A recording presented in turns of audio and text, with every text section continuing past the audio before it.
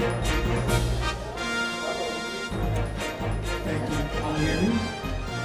Yes, on behalf of the school board president, Ms. Catherine Blackshear, and the rest of the school board, I'm going to read the requirement to open up our school board meeting. The regular notice required of the New Jersey Open Public Meeting Act has been compiled within an adequate advance notice of this meeting was given at least 48 hours in advance. On May 25th, 2018, notice was mailed to the Carrier Post in the Aldea. Notice was also posted on the bulletin board located by the reception desk at the central office and all school building bulletin boards within the district. Roll call, please. When I call your name, please say present. Ms. Catherine Blackshear. Mr. Wasim Mohammed. Present. Mrs. Carmen Otero, excused. Mr. Nam Nelson. Present. Ms. Teresa Abbott, excused. Ms. Martha Wilson.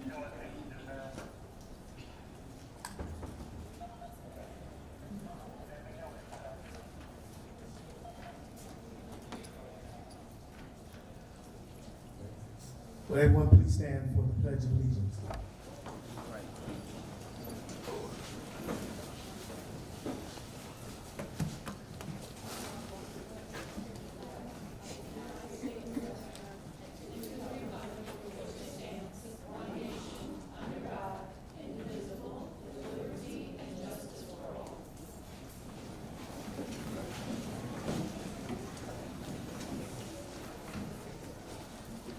At this time, I'd like to ask all board members and our student reps have not arrived yet. There have been some transportation issues, but all board members, please transition to the audience for our monthly superintendent's report.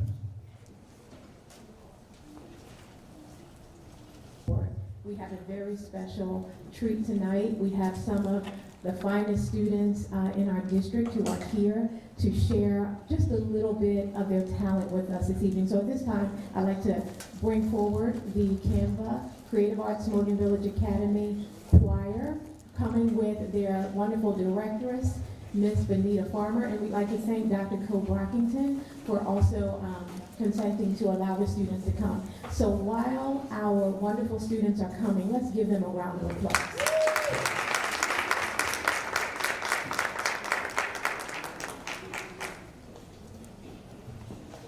And after they have performed for us and shared their talents, we will go immediately into the superintendent's report. So sit back, relax.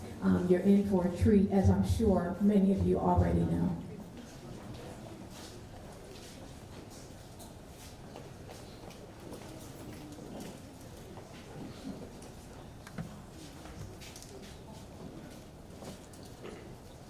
Hello. Like we stated, we are the Creative Arts Morgan Village Academy Concert Choir, and we are so happy to be here to share a little bit of our gifts that we have. And tomorrow, just want to invite you tomorrow.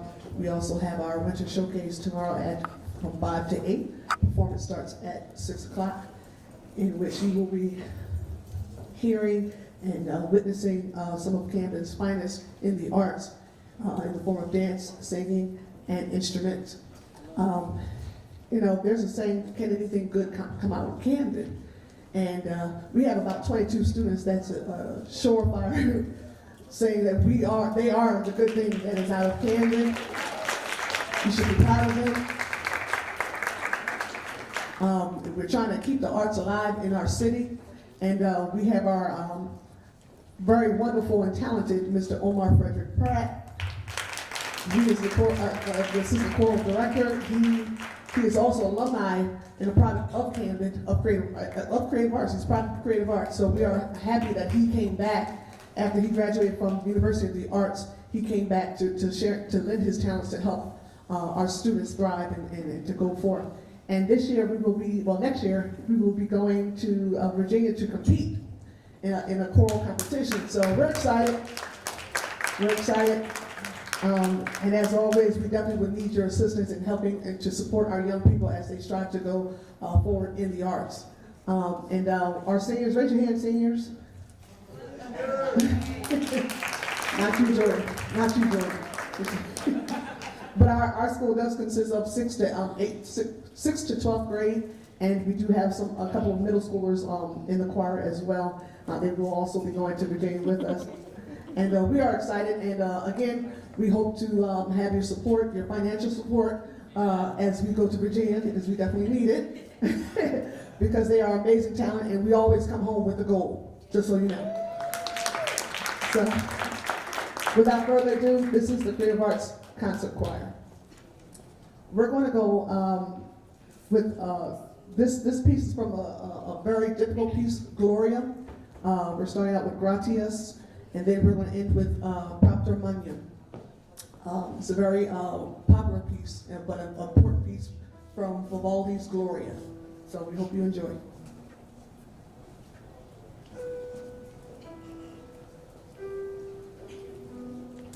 Thank you.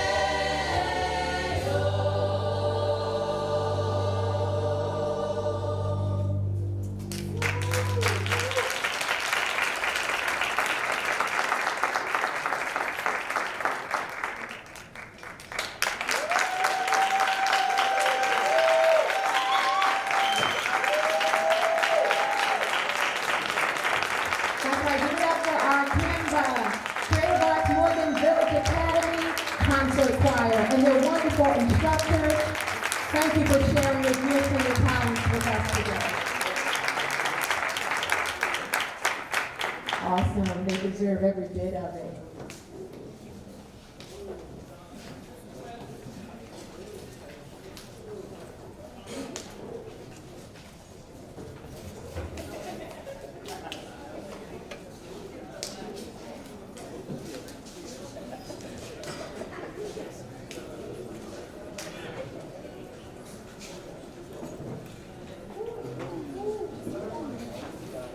The first thing that we want to do is to take a moment and pause for a moment of silence to honor the life of two Camden High School athletic legends we lost this month. Doc Lee was a graduate of the class of 1974, and Darrell Brown was actually his teammate who graduated in 1976. Both men were true giants in sports history, and in Camden sports history, and they will be sorely missed by their families, friends, and our entire community. So let's take a moment of silence just to reflect on their lives and their contributions.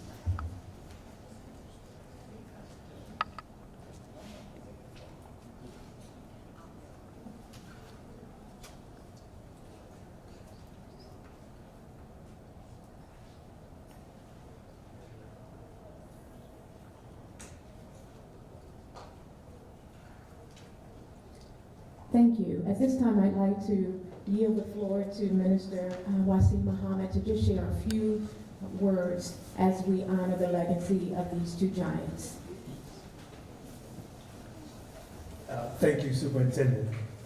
I just want to take a moment to talk a little bit about these two great giants, and I want to first acknowledge the first one, Mr. Brown, whom I just recently come to know to be Coach Preston Brown's father. We affectionately called him Sue.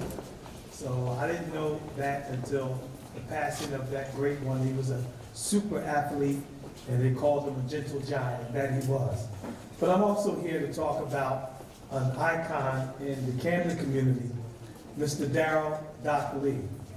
Doc Lee happened to be one of the most amazing athletes in, I would say, the Camden High School era.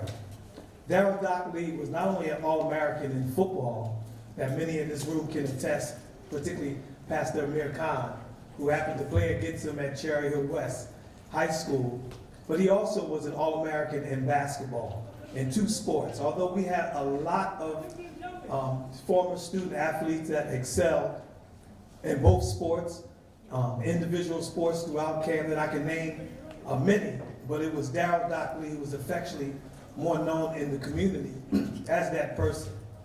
To those who may not know his history, you have probably seen him around a lot at the Camden High School basketball games and at the turkey games with Camden High School and Woodrow Wilson.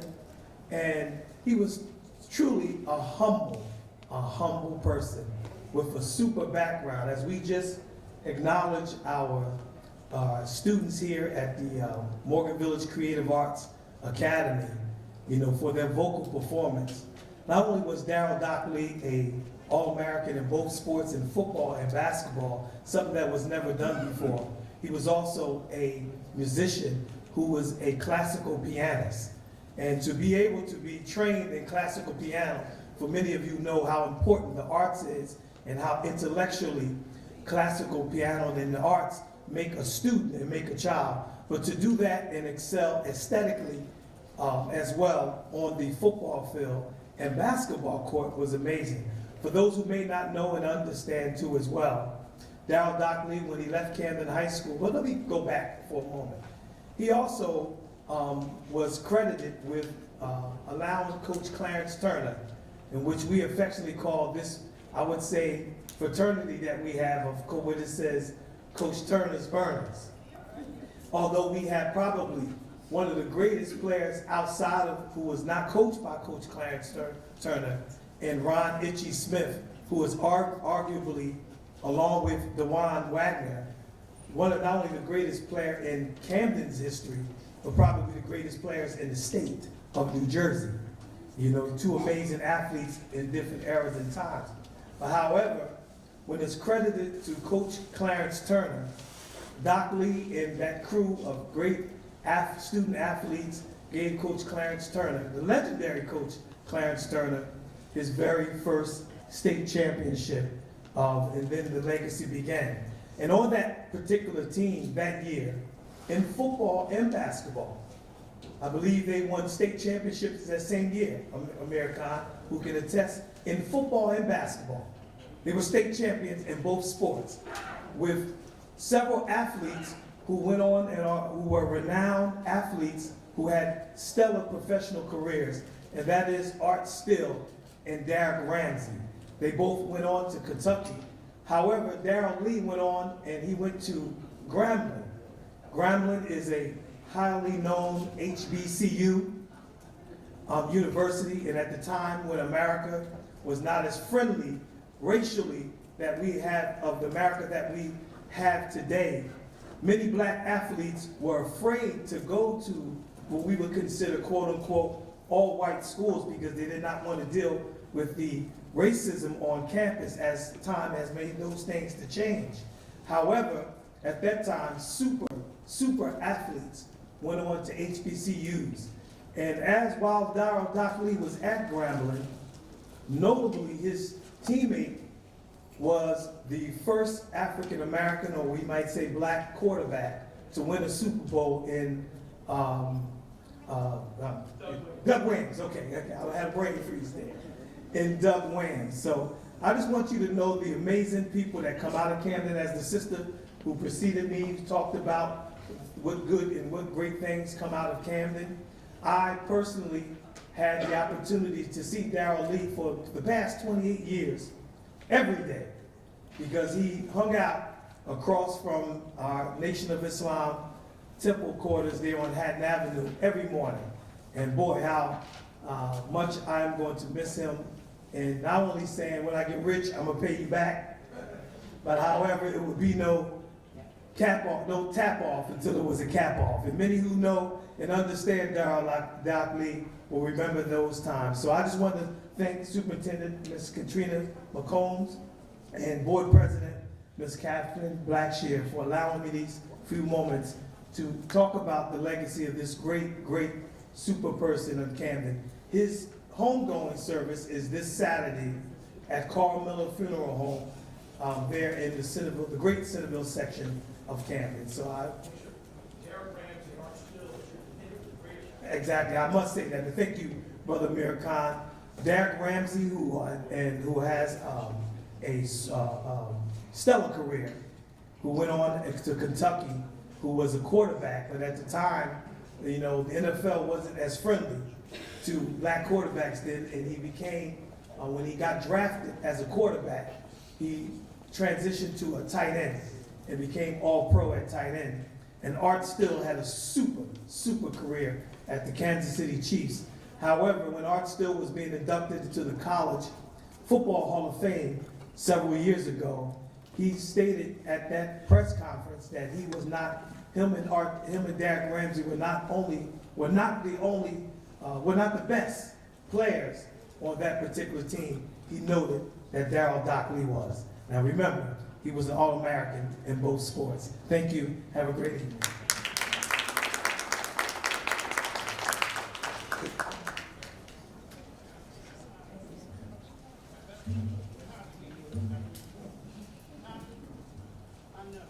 Thank you, Minister Wasim.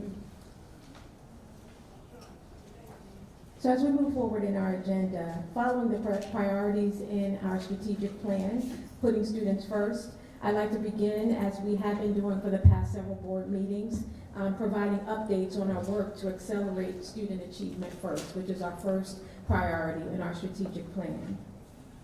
So here you see some data points, and it was requested, and this is in response to a request that was made at a previous meeting, that we go into a little bit more detail with how our students are performing and how they're growing as we continue to provide them with data-driven instruction.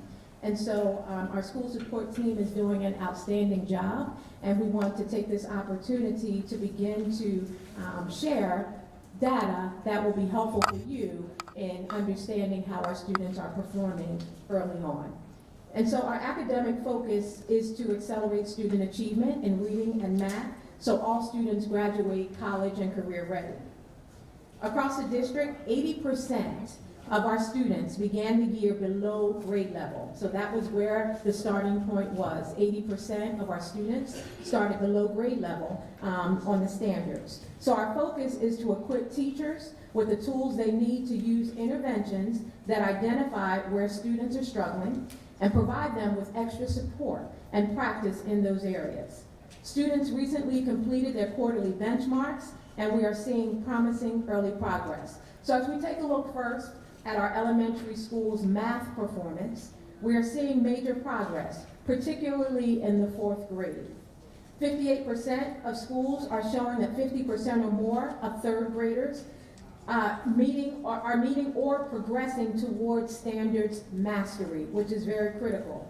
100% of schools are showing that 50% or more of 4th grade students are meeting or progressing towards standards mastery.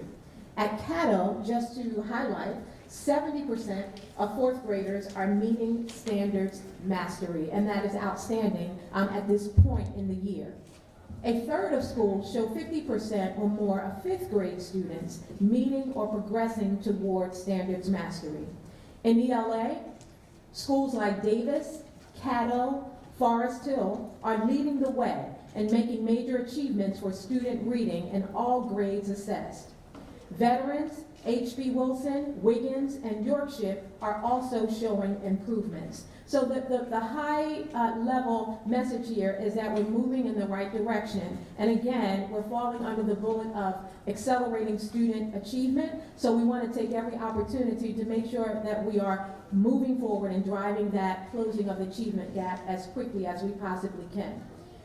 With regard to our elementary schools, 33% of schools are showing 50% or more of 3rd grade students meeting or progressing towards standards mastery in ELA. 33% of schools are showing 50% or more of 4th grade students meeting or progressing towards standards mastery. And 83% of schools are showing 50% or more of 5th graders meeting or progressing towards standards mastery. As we move forward to look at middle school, in middle school, we use a different assessment. So iReady was the assessment that was used in the previous slides as we discussed the achievement of our elementary grade students. In middle school, we use a different assessment to measure student progress, and that is ANET. For middle school students, we can look at student achievement and progress across schools. With regard to math achievement, in 6th grade, 35% of students are meeting grade level standards or are on track to end the year on grade level. At schools like Kramer and Davis, we see students achieving faster than the district average. Across the district in 7th grade, as you see, we need to work hard to ensure students are mastering grade level standards more quickly. After the first marking period, just 1 in 5 students are either meeting grade level standards or are on track to end the year on grade level. And this is consistent for 7th graders across all of our district schools. In our 8th grade, 26% of students are meeting grade level standards or are on track to end the year on grade level. At H.B. Wilson and Cooper's Point, we see higher levels of achievement in our 8th grade students. With regard to middle school ELA performance, it is consistently higher across grade levels, with about 2 in 5 6th and 7th graders meeting or progressing toward grade level standards. By the 8th grade, we are seeing 60% of students on track in ELA. Caddo students, again, are achieving consistently higher than the district average, particularly in the 8th grade. Dudley and Davis are also seeing great progress.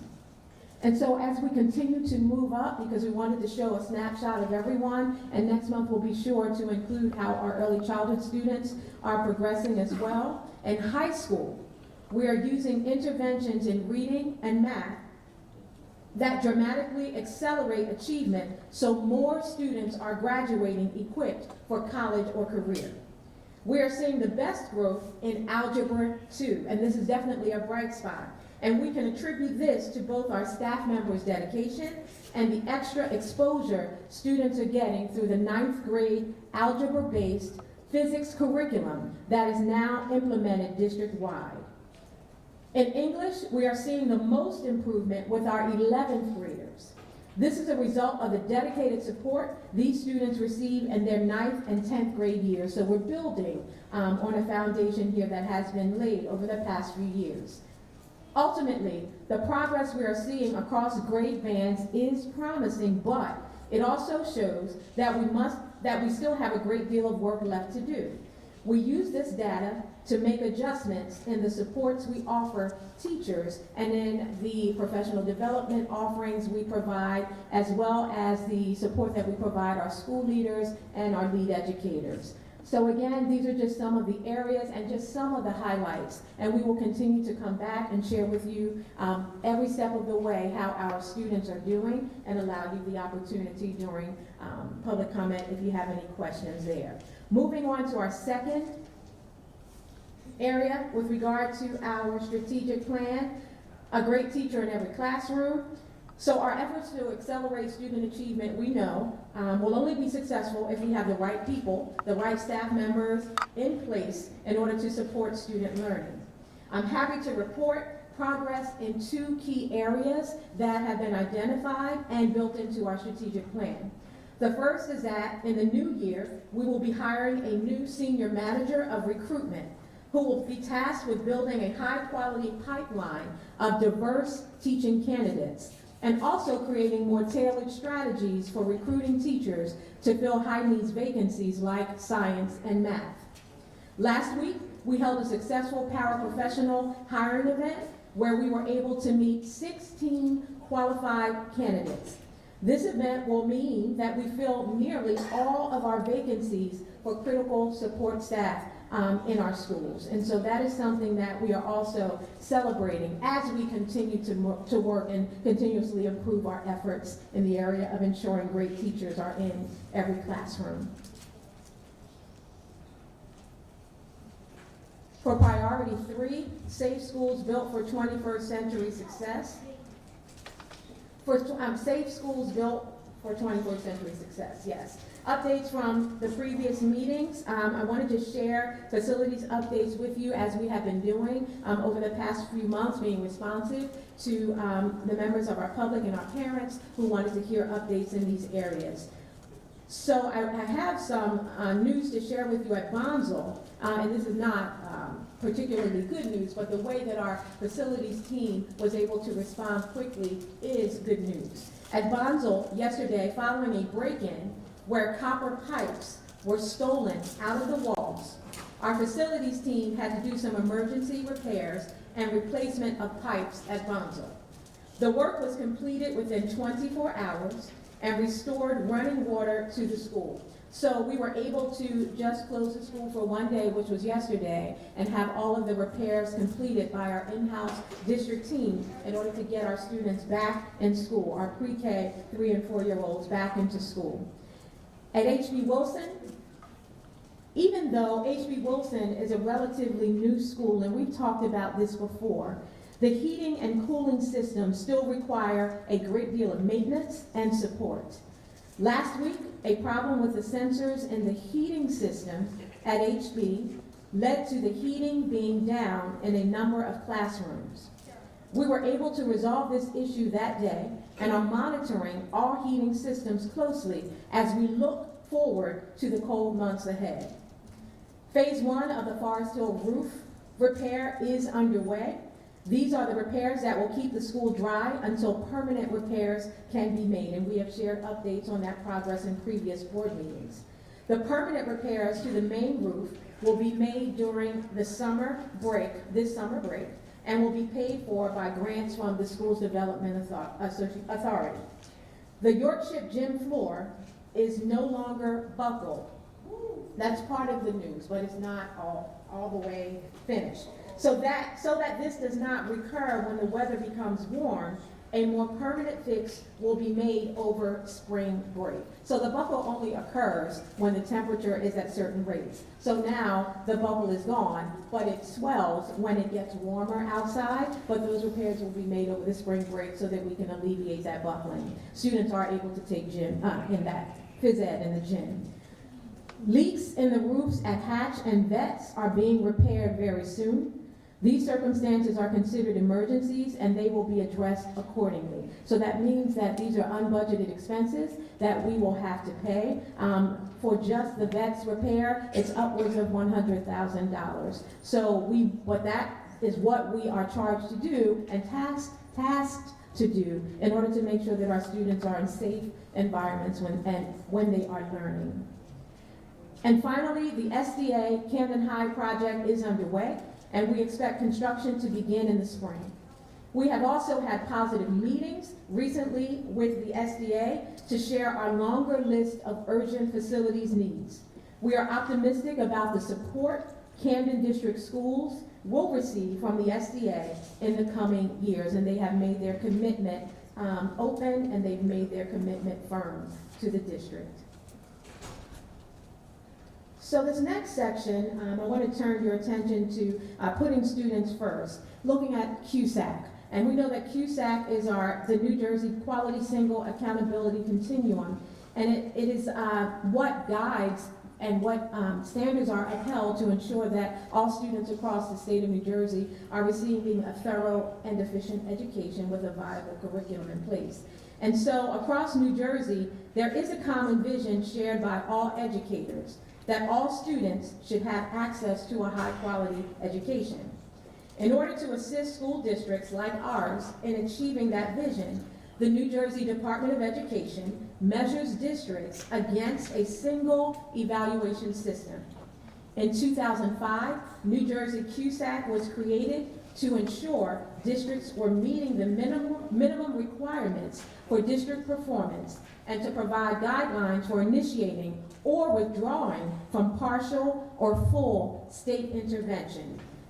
Included are 5 quality performance indicators: instruction and program, fiscal management, governance, operations, and personnel. The specific measures QSAC uses to evaluate districts were changed this year by the new commissioner. The new QSAC rubric aligns to ESSA, the Every Student Succeeds Act, and has fewer overall indicators. I think it's gone from about 300 indicators to about 100 indicators. This version of the QSAC will be completed annually instead of every 3 years.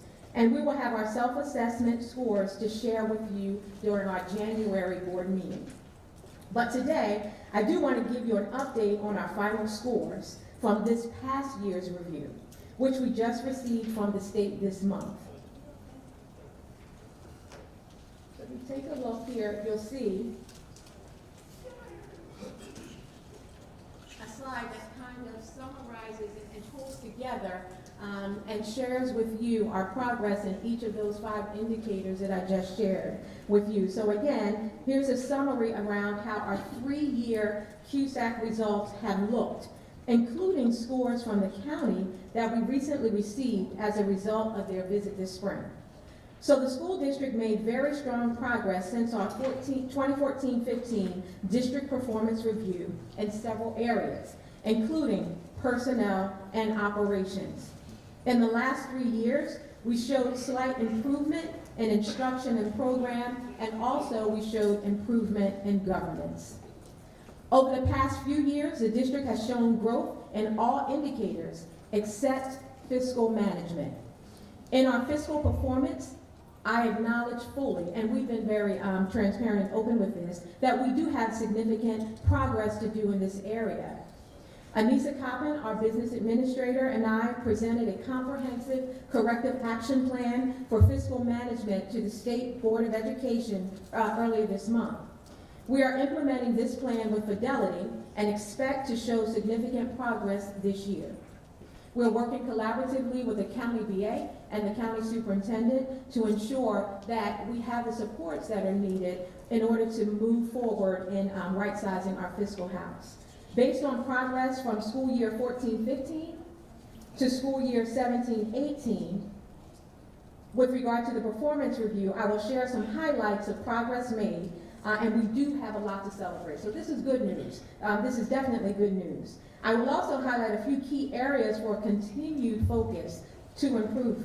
So regardless of growth in years past, we're still not meeting the 100% bar in all 5 areas and need to continue to improve, but we're seeing a great deal of progress.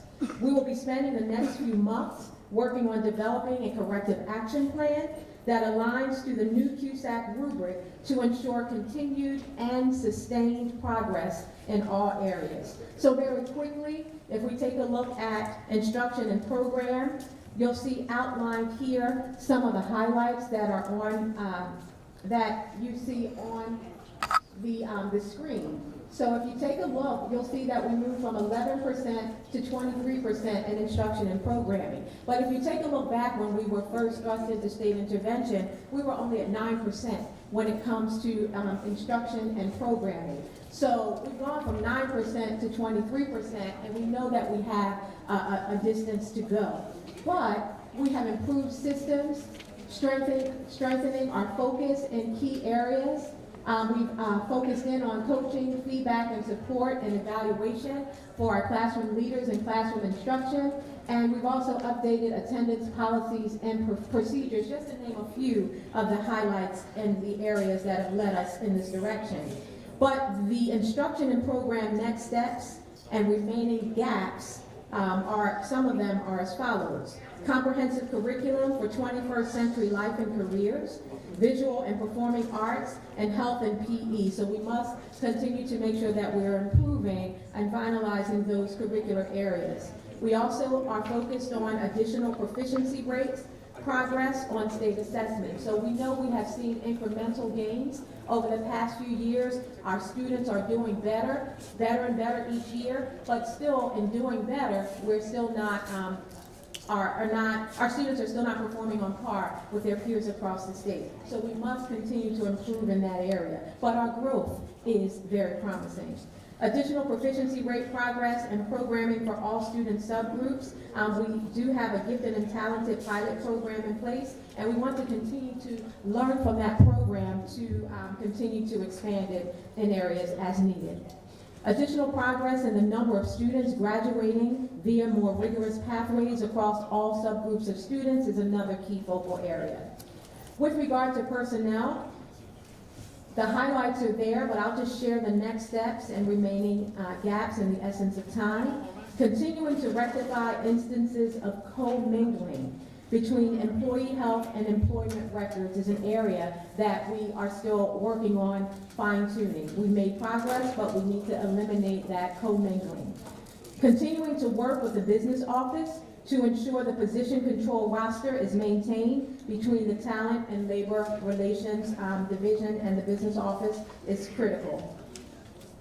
With regard to operations, where we've seen significant improvement going from 40% to 80%, our district has policies and procedures to report abused and missing children, but we still need to improve in this area. There is no evidence that all subgroups, including interns and volunteers, are trained on these policies and procedures, so we will be able to quickly tighten up that area. And I am taking my time to go through each of these indicators.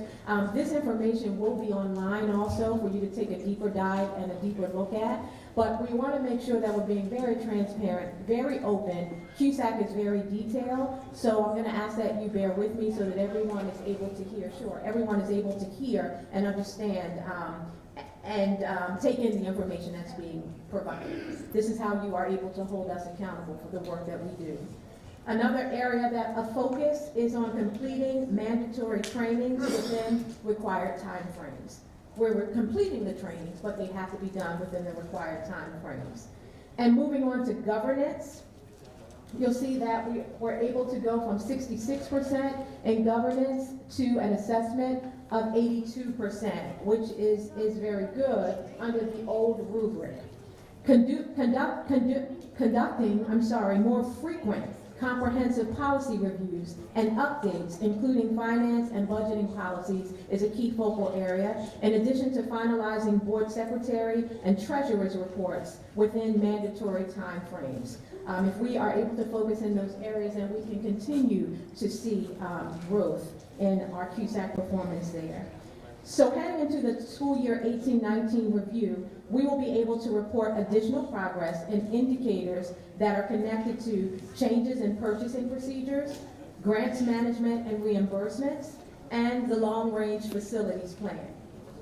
Fiscal management next steps and remaining gaps are developing standard operating procedures for all functions and teams within the business office, reviewing the operations of our software system that supports business functions, moving from limiting to eliminating confirming orders, reducing repeat audit findings, addressing and eliminating material weaknesses in annual audits, gathering all remaining performing semi-monthly budget reviews and cash flow analyses, and finally addressing all compliance items on the CUSAC facilities checklist. These are the areas that we will continue to focus on and report our progress on, not only to you, but also to the State Board of Education. We will address all of your questions during the public portion. As we will address all of the questions, not at this time.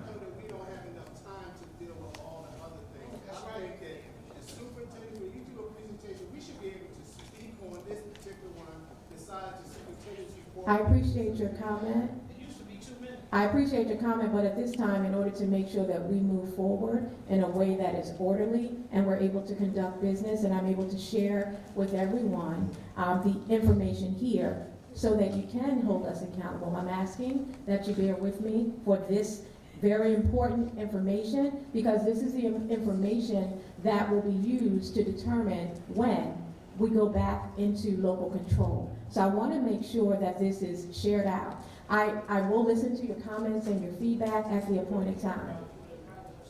As some of you may know, I recently participated in a panel discussion with Newark and Patterson superintendents to the Joint Committee on Public Schools on CUSAC.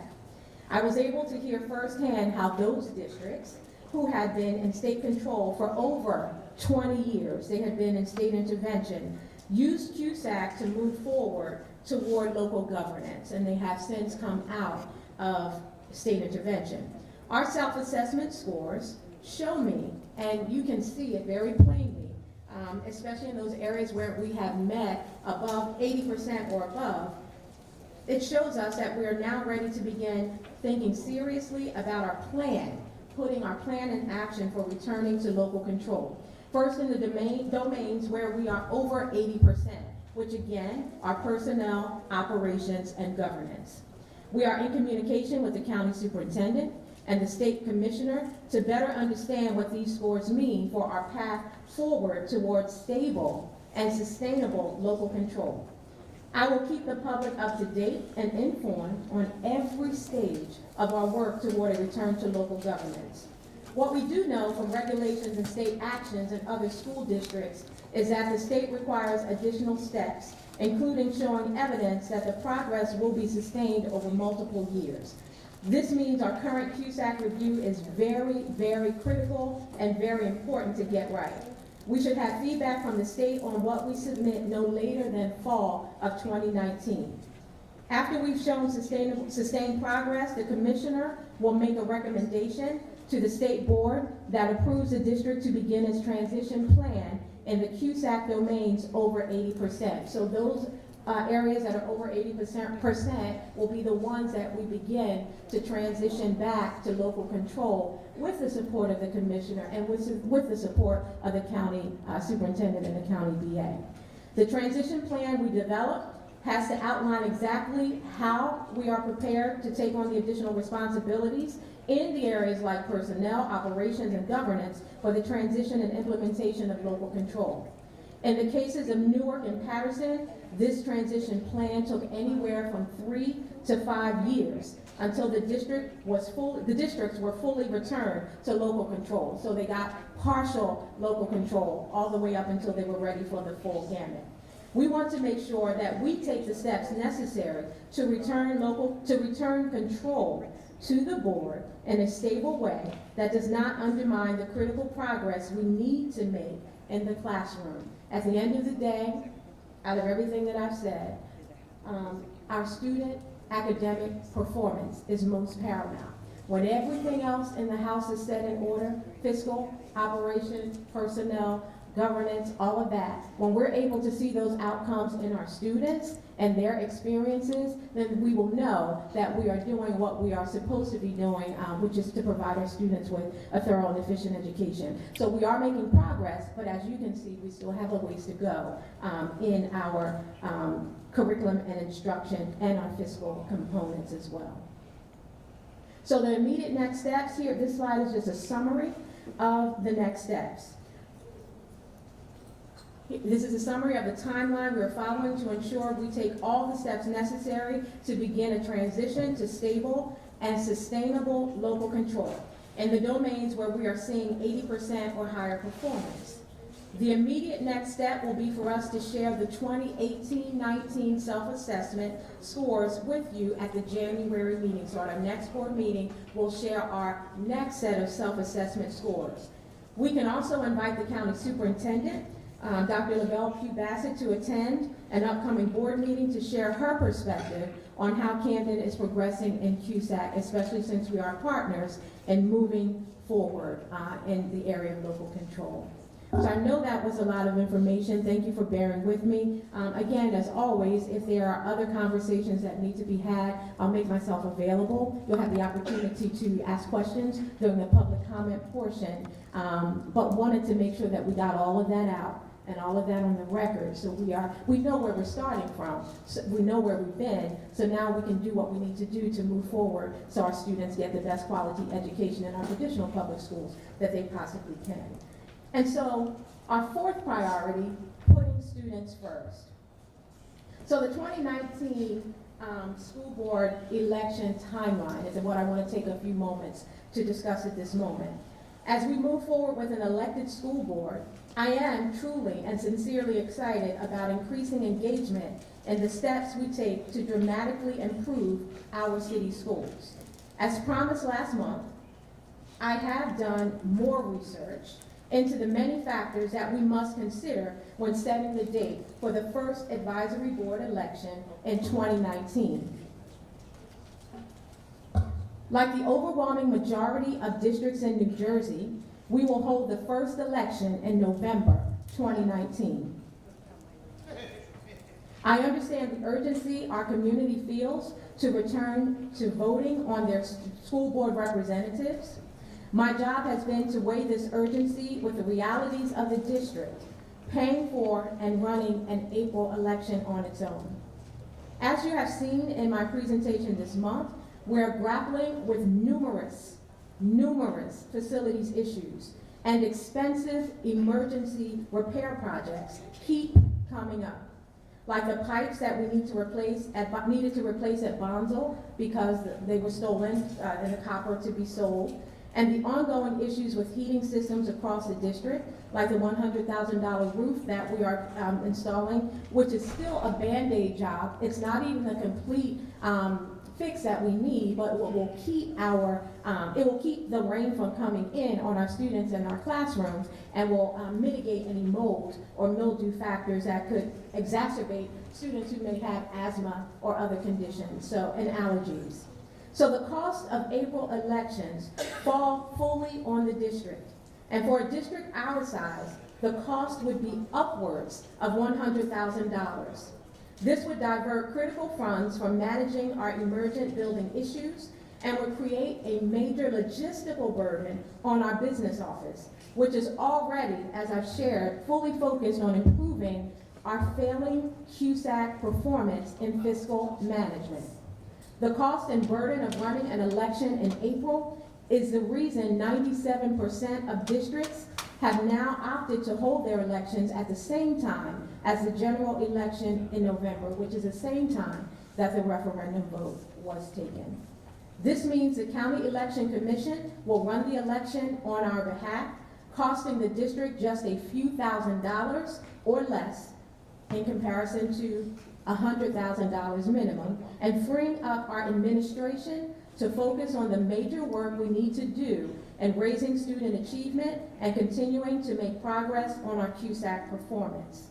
As we work to create a district that truly puts students first, I had to weigh these considerations when making the decision about an election that was in the best interest of our students.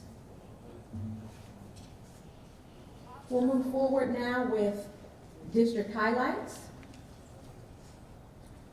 As a district, we have a great deal of work to do before all students are in high-quality schools where they are being prepared for success in college and the modern workplace. However, sometimes it is important to recognize how far we have come. Last week, I was part of a citywide meeting with the U.S. Department of Housing and Urban Development, where the mayor and our city leaders reported out on the progress we are seeing in the public school options available to our students across the city. While we still have much work to do, we are seeing major progress. Our district and our public education system is part of the citywide effort to improve Camden neighborhoods and provide a better quality of life to all residents. I am proud of the role we are playing to make our city a safe and positive place for families to raise their children. Our Renaissance partners have been able to invest in facilities, which means thousands of Camden children are in brand new or significantly renovated school buildings. In our district schools, the graduation rate is rising, and we have been able to move more students in school, learning by addressing overuse of suspension, so keeping them in school by addressing the overusage of suspension as a means to deal with disciplinary infractions that are not on the higher tiers. Finally, we have worked with our charter and Renaissance partners to ensure all schools have a fair way to enroll students and no families are excluded from the opportunity to attend the school that they believe is right for their child.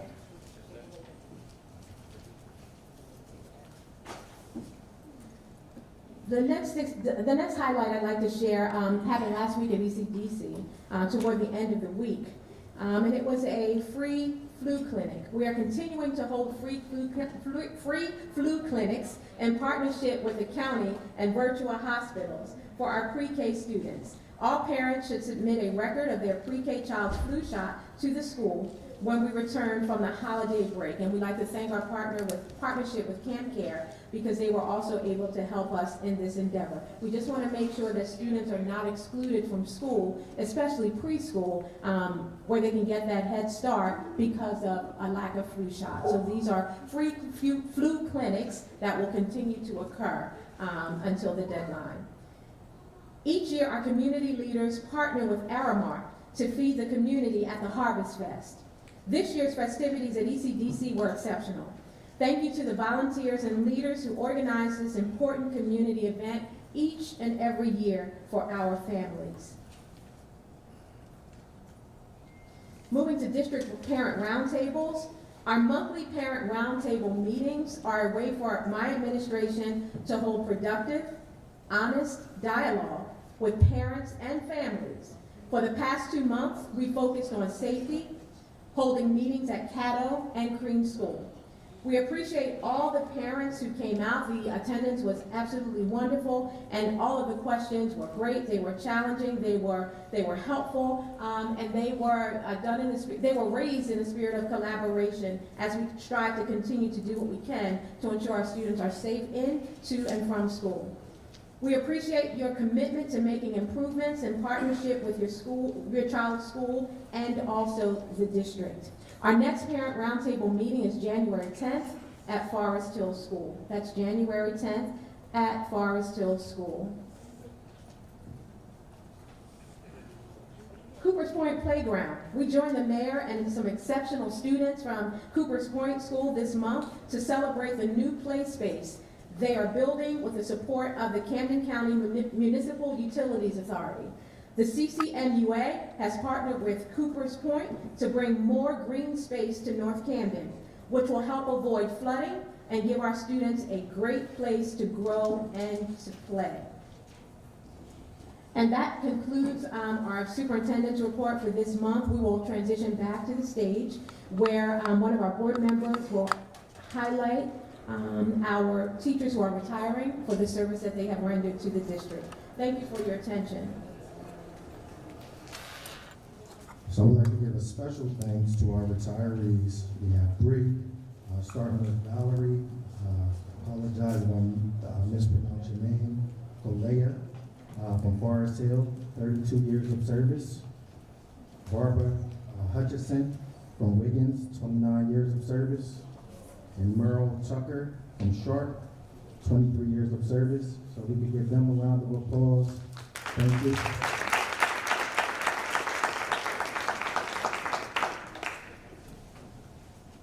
Thank you, Mr. Nelson. At this time, we'd like to turn this portion over to our student reps who will be sharing their comments. So you can begin at this time. And I'd like to also, again, say it's always a pleasure to sit down with our student representatives. We don't have all of our student reps here today. It looks like we have Woodrow Wilson is in the house. Woodrow Wilson is deep with 3 people. Yes, give them a round of applause. Yes, they are here.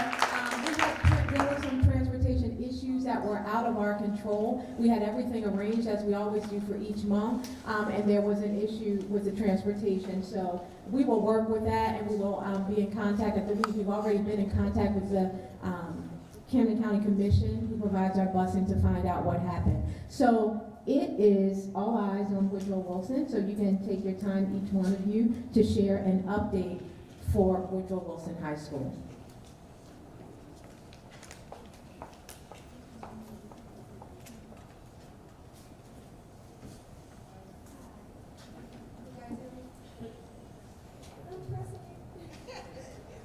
Now, you know you are louder than that. I am. Okay, I know too. It's okay, you're doing a great job. Just elevate your voice a little bit. Sorry. Hi, my name is Courtney Davis. I am a 12th grader at Woodrow Wilson School.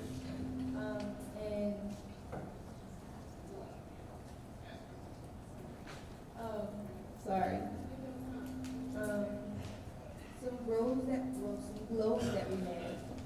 Today we had our 2nd annual winter concert with our choral and band and solo performances, and it turned out very well. And we had a lot of contributions from students that were really great and staff that were really great. And the communication between administration and students have improved a great deal from the beginning of the school year. But there's always room for more improvement. So. Thank you.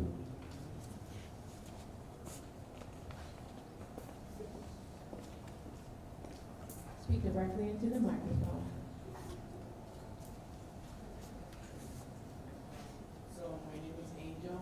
I'm a graduate student from Woodrow Wilson, and I think that we need more activities where like seniors and all students. Can't hear you. We can't hear you.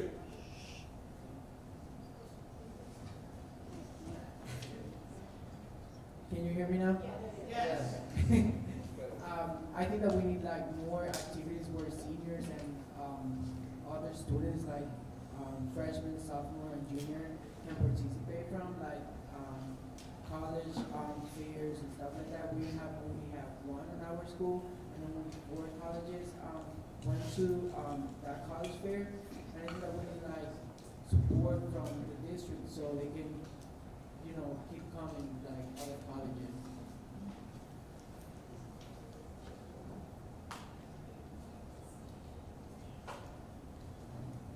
Hello, my name is Luis Frank. I'm from Woodrow Wilson, 12th grade. One of the goals that I want to show off from my school is that we also working. Hello? Can you hear me?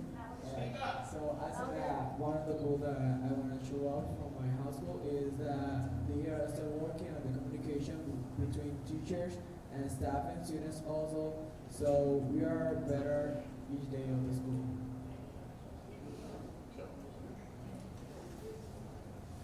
All right, we want to thank you, say a special thank you to our Woodrow Wilson High School students. Yes, we must give them a round of applause. And over also to our their Chief School Support Officer for high school, if there are any comments that you have at this time in response.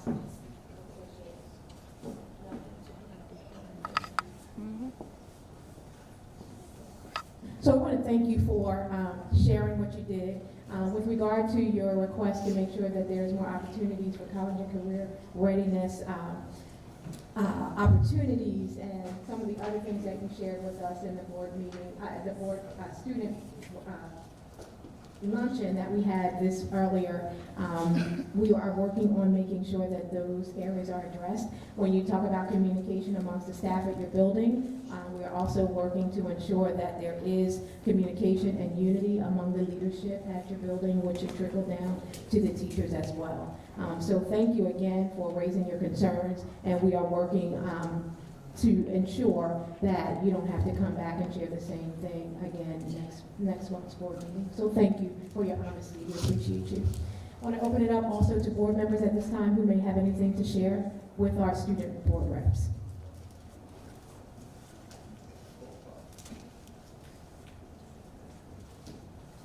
Thank you for sharing.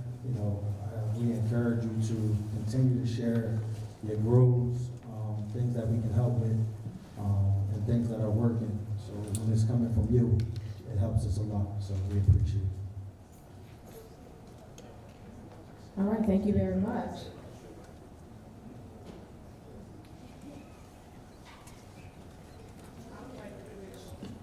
I would like to wish y'all a nice, safe holiday. So please enjoy your holiday.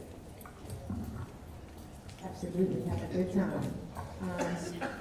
And so at this time, we're going to turn the meeting over to our general counsel for the public comment portion. Thank you, Superintendent. So at this time, we will have public comment. The Camden City School District welcomes the attendance and comments from all members of the public at its meetings. This public comment period is your time to be heard on the agenda items in this meeting. This is not a time to engage in dialogue with the board, but it is your time to present your comments to the board and the superintendent. Each person who signed up to comment will have 3 minutes. You will be notified when your 3 minutes are up. You cannot yield your time to another person. When it is your turn to speak, please remain at the podium, and we have 2 podiums, and address all of your comments to General Counsel or the Superintendent. Please be courteous to your fellow community members and keep your comments within the time frame allotted so that everyone has the opportunity to speak. At the end of the 3 minutes, the microphone will be cut off. Please conduct yourself in a respectful and courteous manner. The First Amendment is not absolute, meaning that the board can prohibit language that is inappropriate. So for anyone whose comments or actions either harass, intimidate, or threaten the safety of any person, we will provide you with a warning or immediately end your comment time. In addition, if you curse, use vulgar language, or make personal attacks, we will provide you with a warning or end your comment time. We will not interrupt you during your 3 minutes of comments unless we deem it necessary. For example, if a member of the public speaks about a staff member, interruption is necessary to caution him or her of the danger of slander. Members of the audience should also not interrupt the speaker at the podium. If you have any questions, please ask your questions during your 3-minute comment period. And after that comment period is closed, the superintendent or her designee will address your questions to the extent provided by law. Or not. So, sure. Okay, thank you, Kim, for sharing that information. And before we move forward with the rest of the meeting, I want to first say again, thank you to Mrs. Beeling for outlining the standards of respect and decorum our district expects of all participants at our monthly public meeting. Thank you to our board members for your service to our district and your support in ensuring our monthly meetings are safe and productive for all.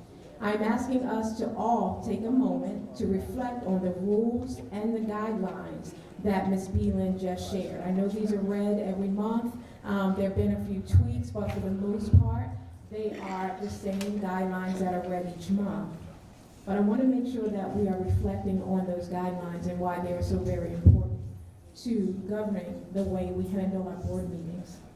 These guidelines exist to ensure that all attendees, our board members, my administrative team, parents, and members of the public at our monthly meetings feel safe and respected. The purpose of these meetings is to hold our district accountable to the public we serve and to provide our community an opportunity to share their views and voices on the critical issues that impact how we care for and educate the future leaders of our city. I value your voices, and I think each and every one of you knows that. I have no qualms with saying that with integrity. I value the voices of others, and I have a deep respect for these monthly meetings as an opportunity to hear from parents and residents about the learning taking place in our schools. I say all of this to say that things will look a bit differently at tonight's meeting. We have had to revisit our board meeting safety protocols to ensure we are providing a safe, secure, and respectful environment where members of the public, all members of the public, can share their views. This means that you will see our officers, Mr. Watkins, Officer Satterfield Hawkins, and Officer DeVal, playing a more present and active role in the audience tonight. Our officers will help to uphold the rules of the meeting and to make sure all members of the audience are respectful to our speakers and that all speakers respect their allocated 3 minutes of time. Our officers will give one verbal reminder of the rules to any hecklers, anyone with signs, or anyone shouting from the audience. In the second instance, the individual will be removed from the meeting. Public speakers who refuse to yield the floor after their allotted 3 minutes of time will be given one verbal warning and then will be asked to leave the meeting. The other change you will see is that we have an increased police presence in the building tonight. This is a response to real concerns about public safety. Threats, no matter what their origin or intent, have no place in this forum. We are educators, we are concerned citizens, we are parents working to give our children a better life.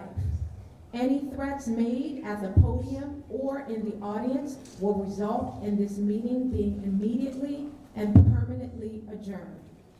I value each of you and the views and opinions you share with us each month. Thank you for reflecting on the rules we have established and for understanding that we all of us, no one's perfect in this room. We must all, including myself, hold ourselves accountable for our behavior and for treating one another with respect. I'll end with a quote from one of my favorite writers, the late and great Maya Angelou. I've learned that people will forget what you said.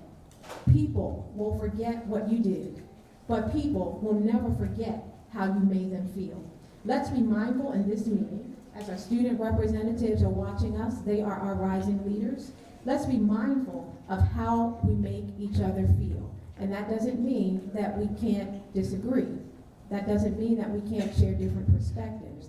But let's just be mindful of the spirit and the way that we operate so that we're able to really do this in a very unified, collaborative way.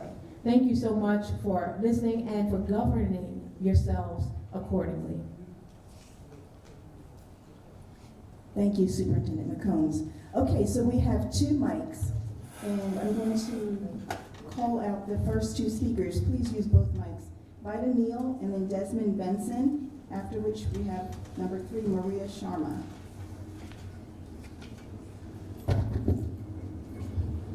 First, I would like to say I would like to greet everybody with a holiday cheer, and I would like to say Feliz Navidad, Merry Christmas, and Happy Kwanzaa. I would like to also talk about the rights of activists here. First of all, to have a police officer here is intimidating. Because if we break the law here, all we do is break board policy and not civil law, which police are responsible for upholding. So I say to this board, I caution you on being sued, because if somebody is dragged out this meeting by a police officer who does not have jurisdiction over board policy, he has jurisdiction over civil law, you will be sued. Now, I want to talk about the CUSAC. When we came to listen to the CUSAC, you were very happy that some citizens were there, and you made the statement that you were happy that we were there. I was there because I knew this is when you were going to have to show your hand, if you're really for the citizens. Now, to start off, to have Senator Rice talk about 122 violations of more than 5 parts of the CUSAC have been made by other school districts, i.e. that are Caucasian school districts, that were not taken over by the state. The congressional board was put together because the 5 school districts that have been taken over are predominantly black. That is a problem. That is discrimination. And to have you as the superintendent go against what Senator Rice was saying, how many pages of the CUSAC that they took away to make it easier for Camden to get back local control, and you stated that we still need supervision. It's like a slap in the face. To see all those other superintendents telling about how it is against the black and brown children, all the atrocities, all the millions of dollars that have been stolen from their school districts, and to have you say we still need supervision was a slap in the face. It was a slap in the face. And I say to you, Ms. McCombs, all this you just said about board policy, well, I was threatened by one of your board members. What policy does your board have for that? I'm a 58-year-old woman with children his age and was threatened in a school by one of your board members. Now, what policy y'all got on that? And I filed charges, ethnic charges with the state. Because if what I said to you, and it had nothing to do with in school, it was my blocking.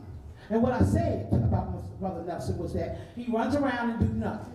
Ms. Neal, I'm sorry. Okay. So I say to you, if what I said, to mention names, okay? whatever, he's sitting right there.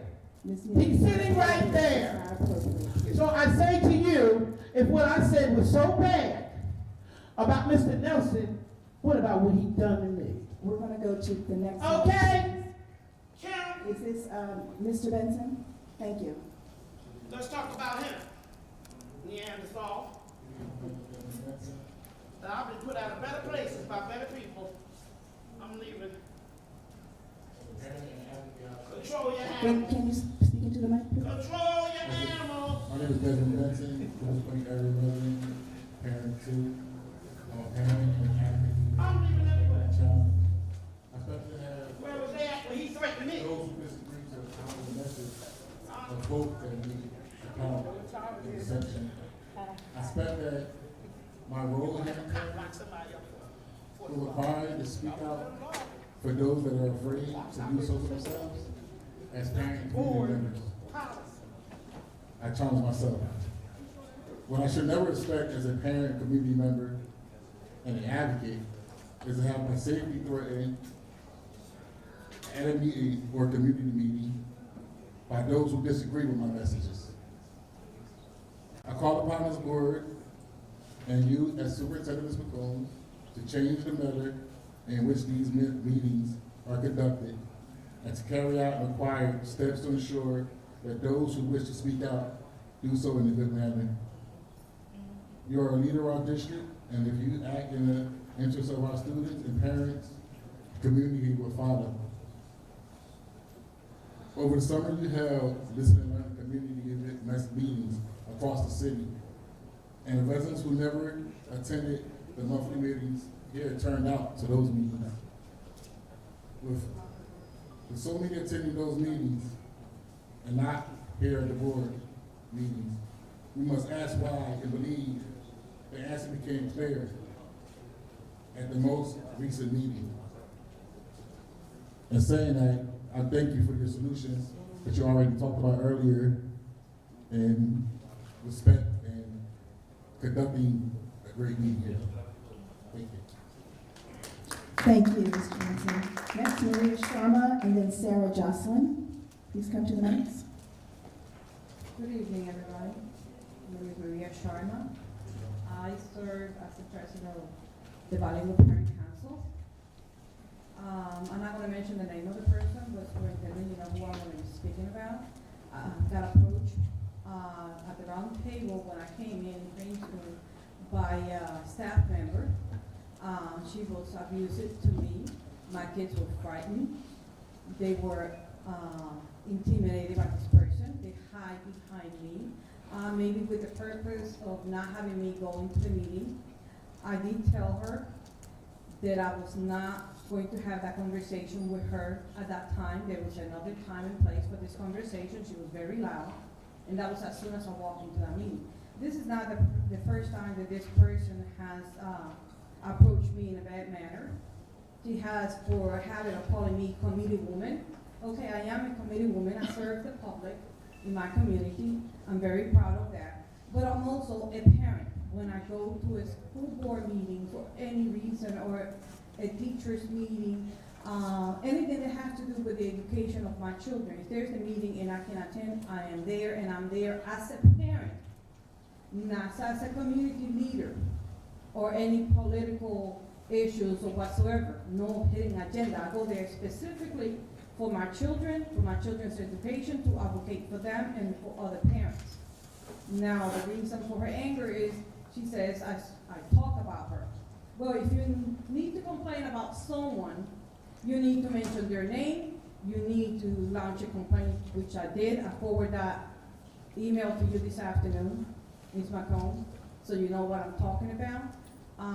So I launched a complaint because this person left me in their office sitting on the third waiting for them, like I was not important after they make arrangements, and I made arrangements in my life to be there that morning. I don't see why I should be waiting for someone to address an issue about the BPAC. I want equality for BPAC, for the parent council, bilingual parent council. It doesn't mean Hispanics only. It's anyone that speaks another language besides English. It doesn't necessarily have to be the Spanish language. They could speak Chinese. But when we're using Title money, Title I money, Title III money, we need to know where that money's at, how it's being spent, and what's my budget. And since June, I don't have a liaison to work with me and my group and the parents to set up meetings, to set up who is going to do the meeting for us, who's going to represent, what's the training that's going to take place. All those things are in the agenda. So how am I going to conduct meetings if someone is there provoking me, keeping me to move forward? Because we are the only group. Thank you.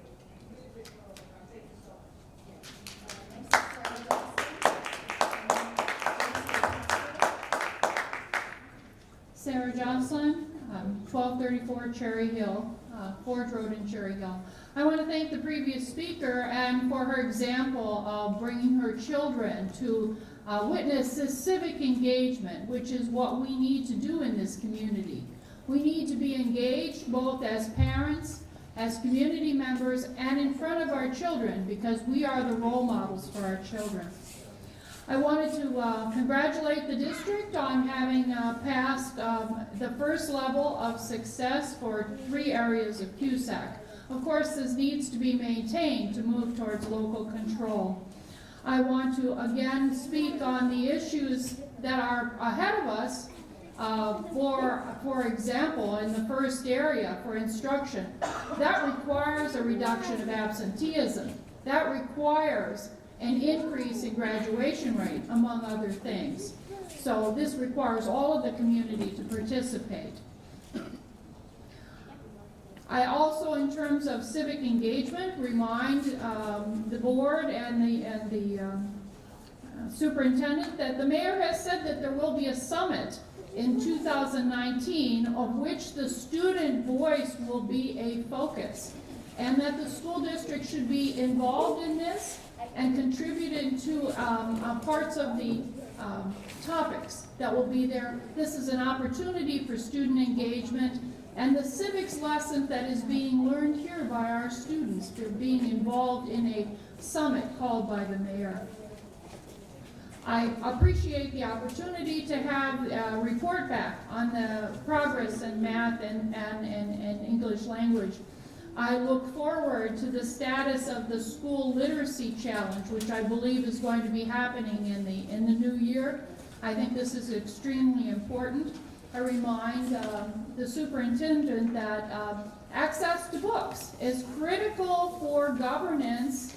It is critical for reading, and we wish to make sure that all of the students, regardless of whether they're elementary, middle school, or particularly in high school, have access to books that they choose to read. I understand that the library is still a limited access commodity in the high school, and we need to work towards making available the resources so students can learn to write and to learn to research so that they can prepare their papers.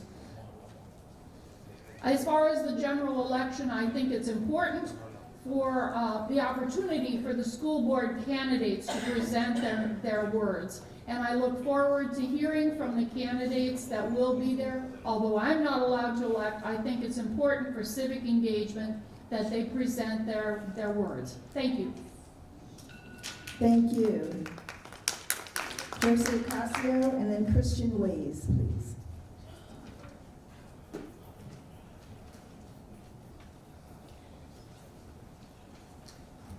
Good evening, board members. My name is Josie Ocasio, and I'm a parent for Camden Schools. As a parent advocate leader, I will never back down from working to provide a great education for all students. When I began this work, I thought I understood the challenges which would come up. What I did not expect as a parent, as a woman, as a mother, was that different ideas would be met with such hostility and witness of last month's meeting. I was interested and witnessed as a meeting unfold how inappropriate behavior and comments were justified on the basic of justice. Martin Luther King would be saddened of our abuse of one another. He would have cried out our lives begin to end the day we become silent about things that matter. He would remind those who sit in silence acceptance of abuse that the ultimate measures of a man is not where he stands in moments of comfort and convenience, but where he stands at time of challenge and controversies. Today, stand ready to face challenge and ready to fight for decency and accountability, so that parents feel embraced in these meetings, and so that who choose to attend must carry ourselves with the decency and decorum worthy to the Black and brown community we represent. We must restore the atmosphere of accountability of these meetings if parents and students are to feel free to express themselves on the issues that concerns them. Otherwise, these meetings are formalities with reprogrammed message serving the interests of few. Just want to thank you for the changes that you are making on what you were speaking on earlier. So thank you, have a good night. Thank you. Christian Ways and then Tracy Holsworth. Good evening, Superintendent, the rest of the board. I'm a parent over Nashville Memorial Elementary School. I just have a comment about the experience. It's been wonderful. I really appreciate the staff there. Communication is awesome. And they seem to have a heart for my child's education. And focusing on her weaknesses and discussing it with me, and we're working together as a team to improve her education. I appreciate that. And I just also want to thank you for having this election. In November, I believe a lot more people will have a chance to show up in that time to support what you spoke about earlier with the local control governance of our education. Thank you guys, and you have a good evening. Thank you.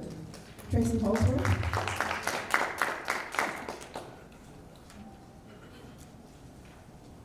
Stan White. And then Brian Norton. Good evening, board. One question I heard about CUSAC. CUSAC has been around for a long time. And I think I'm seeing it's a state-driven initiative now more than a local district that everybody's getting serious about it. Why I'm saying that, board, CUSAC goes back to Dr. Betsy LaFrey Young. The areas that you talked about, Ms. McCombs, we were failing then. They were our high priorities, and that was fiscal management. And I hear tonight, it's the same. So Dr. Young has been out of this district for, I'd say, 10 years or more. What have we been doing to improve that? And Ms. McCombs, no reflection on you, but you just took over. For me sitting in my position, observing, something's wrong. There was a time, because I was in that area and the state wore us out about community engagement. I mean, that was in CUSAC. We passed with flying colors. I didn't see any presentation from CUSAC, from the state, talking about community engagement, but I'm hearing tonight that you will deal with your staff, you will deal with these. Community's not on that chart at all. So I guess my question to the board is community engagement in CUSAC? And if it isn't, then we need to stop talking about community engagement. I had the pleasure of attending SBA. Ms. McCombs, that was not an SBA meeting. That was a local district meeting with people talking about everything except that school. And it took over what SBA was there to do, answer questions, specifically about Camden High. I don't want to name the different speakers because you did well, but we had council people, we had a community member, took about 15 minutes, and I'm sitting there and I was getting ready to leave. And SDA said, Mr. White, please don't leave. And I didn't leave, only because SDA stopped. But you had a lot of community people left because it was taking too long to get to the nuts and bolts. I think we need to have SDA back, take the political out of it. I'm not knocking it, but take it out of it. Have a true meeting with SBA, because you had some people down here, some heavy hitters from the Department of Ed and everybody. I was impressed. But Camden High was an afterthought. So talking with people, I just hope we have another meeting. I'm sorry. Thank you, Mr. White. Ryan Norton, and then Mario Perez, could you come to podium number 1? And one more time, is Tracy Holsworth here, just before we? Okay.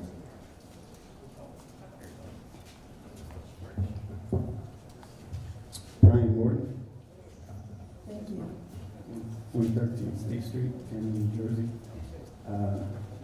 Tonight I wanted to talk about the manner in which our meetings are conducted, but that topic has already been expressed.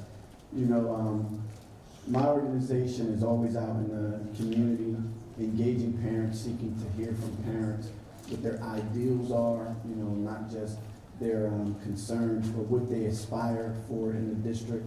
And we always remind parents that their voice matters. And that's something, you know, that sometimes can be, you know, can be made cliche, like we say it, but we don't mean it. And it is really important that we understand, and Sister Muhammad said it best, that we are being broadcast regularly into our community.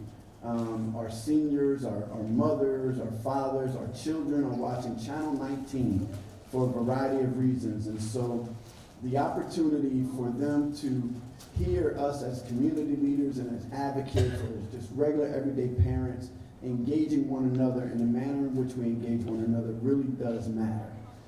So I do applaud you for taking the reins, you know, of this meeting. And there are going to be people that don't like it, but you know what?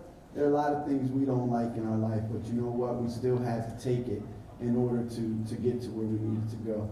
And so I applaud you for bringing decorum back into the meeting, because everyone should feel safe and feel that they have a voice here.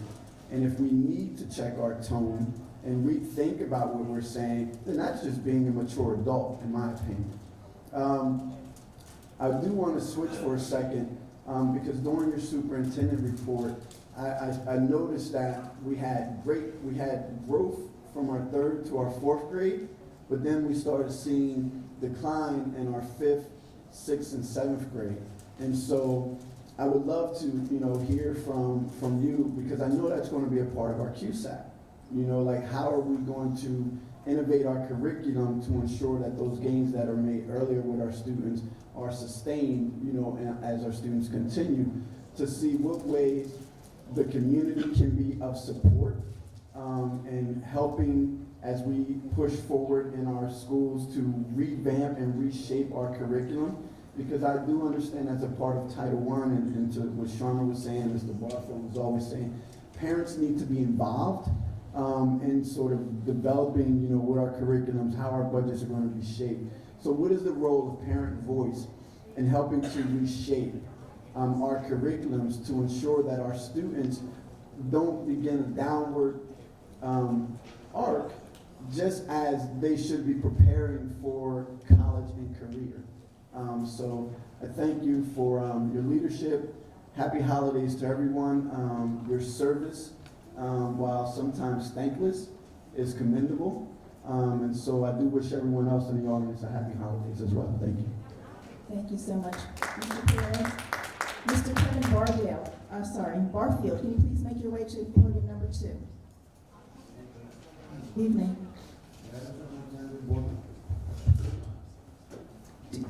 Madam Superintendent, Board members, those in attendance, and those who view this meeting from the comfort of your home. I have been involved in advocating for quality education for the past 2.5 years. And over that time, one constant has been my imploring parents and caregivers alike as to the importance of their voice, especially at these monthly board meetings. Far too often, those that I speak with have raised concern over their lack of public speaking experience and the comfortability they have when having to share it in front of strangers, their fears and hopes. What stands out most when advocating for their attendance or participation at these monthly board meetings is their hesitancy to attend what they perceive as a hostile forum. Our school board meeting should be safe havens for parents who have had no other resources for their concerns. These meetings should allow all community members the right to express themselves without reprisal for humiliation, threat, or intimidation. Last month's board meeting was an example of all that justifies in parents' minds why they will not attend. No one, especially those of you who serve, should be subject to this degrading comments, and this forum should never be allowed to be used as deceit for a large platform to deny parents a safe place to speak. The Constitution of the United States protects free speech, so as long as it does not infringe upon the rights or beliefs of others. Unfortunately, there are those who have taken these rights and abused them. I am here tonight calling upon this board to act so that parents and caregivers can feel safe to come and speak. I call upon you to demand responsible discourse from those who stand at the mic. We may not agree on certain points as community representatives. However, at no point should we allow for the intimidation and targeting of speakers. I will end by asking, what is the point of rules if they are not enforced? What is the point of security if they simply stand by and watch as individual after individual rewrites the rules to suit their personal agendas, thereby changing this from a place for community concerns into a forum of intimidation and dissent? Happy holidays. Thank you so much. Reverend Khan, can you make your way to podium number 1? Mr. Barfield, I apologize. Okay, good evening. I have one of my questions is in reference to, we talking about the student, focusing on student achievement. I'd like to know, what is the superintendent going to do about what's going on with Woodrow Wilson in reference to a lot of these non-English students mixed in with the general population. The teachers are struggling enough, basically trying to do instruction, but when the teacher has to break down classroom time to speak in one native language and then speak to the other students who are English, that's a concern. So again, we cannot possibly move forward or continue, as you want to say, growth, if we're dumping students in classrooms. And as one of the students said too, that we know that we still have an issue with having permanent teachers in that school. One of the things also that I wanted to speak, just like I mentioned earlier, Superintendent, I understand that you want to be firm in your presentation, but again, you know, we should have time to speak on your superintendent's report. Now, one of the questions I was going to ask you, was it a self-assessment? And you said it was a self-assessment. That was just as simple as that. But my concern in reference to the CUSAC, one was, again, what was mentioned at the Senate Joint Commission on Public Schools in reference to the concern of what's going on in this school district and what has happened throughout this state when we talk about state-controlled school districts. We know it doesn't work. And just like when I look at the CUSAC report, just like last year when the former superintendent gave out y'all self-assessment from last year and what was supposed to be taking place, you went from, when he first came in fiscal management, you went from 79 to 34. So what that does, that again shows me again that we're going right back to where we was before when we had state intervention. One of the things that they brought up at the Joint Commission was about having a fiscal monitor and having RAC. We're under state intervention, so there's no reason why we should not have a state fiscal monitor because that's part of the intervention plan. The instructional part, back in when the superintendent first took, we was at 9%. We're at 23%. If you're talking about some of the supposed to be charter schools and Renaissance schools, basically they're showing that kind of growth according to their data in a matter of a year. We've been in this situation talking about our curriculum since our superintendent came in. So again, when we talk about, you know, this particular format, again, to me, this is more like people want to use the term dog and pony shows. I think a lot of things are just, you know, trying to highlight and masquerade the things that we still know that we have an issue within this school district. And this is not a discussion, this is a one-way conversation because it's still about talk, it's still about documentation, but still. Thank you, Mr. Barfield. Person number 13, can you come to podium number 2? Thank you, Reverend Khan. Good evening. First of all, I want to mention about the new position, the new recruiting person. I believe they're starting in January, or you're applying in January, whatever it might be. Specifically, are they going to be targeting HBCUs? Years ago, there was a real targeted effort, and there was a pipeline of a lot of the schools, the HBCUs in the area, actually throughout the whole East Coast, and it was very, very effective. And I just want to put that as a suggestion so that when that person does come aboard, that they can really target specifically. We all know what the statistics talk about having black and brown teach in a community like Camden, especially with black and brown men teaching our children. That was number one. Number two, I want to mention, shout out to Principal Robin back there from Forest Hill. She's doing a great job with the reading program. The readers are leaders, and she didn't pay me for this, but I'll take the nations after the meeting. But she's doing a great job with the reading program there, and it's really encouraging. And between December and January, every Wednesday at 1 o'clock, where she's having community leaders and community members come out and read to the children. It's really a great program. It's really encourage board members and others to come on out and be involved. I want to also mention, I know there's a collaboration, of course, with Board of Education and the Camden County Police Department, but obviously right now they're running a big campaign to try hiring Camden residents. And there's an actual open house this coming Saturday, and then there's going to be 2 more Saturdays after that. But they're specifically targeting Camden residents for this. It's what they call SLED 2 requirement. It's actually $18 an hour. You're not a full force police officer where you take your gun home, but you actually go through about a week boot camp. You're being paid $18 an hour. They're specifically hiring Camden residents. I know in the past we've done things where we've gotten word out to the schools for other things. If there's a way we can, and I have some flyers for them as well, if there's a way we can get that information out, either on Channel 9, well, by the time it gets on Channel 19, it'll be too late, but they're having open house this Saturday at 10 o'clock at the police station, and then the following 2 Saturdays as well. I only have 30 seconds. The last thing I would say is, in reference to the school board election, I know you mentioned about your recommendation for November. The issue about the April was not so much urgency as much as it was the political machine and how they have the dollars that are put behind a slate to run as opposed to running in April. I don't know if it's already completed or not, but that the more so was concerned about doing it in April so we can actually have a fair shot at getting some people in there. So, and the last question I have for you is the $100,000 that you're talking about. If the funds were put up by NJA or anyone else, is there still a possibility of having an election in April? Thank you. Thank you. Kelly Francis, can you make your way to podium number 1, please? Thank you.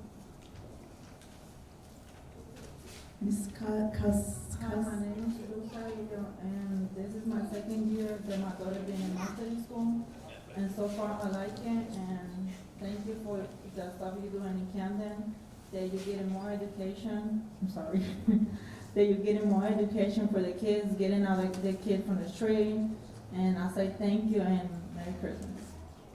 Thank you.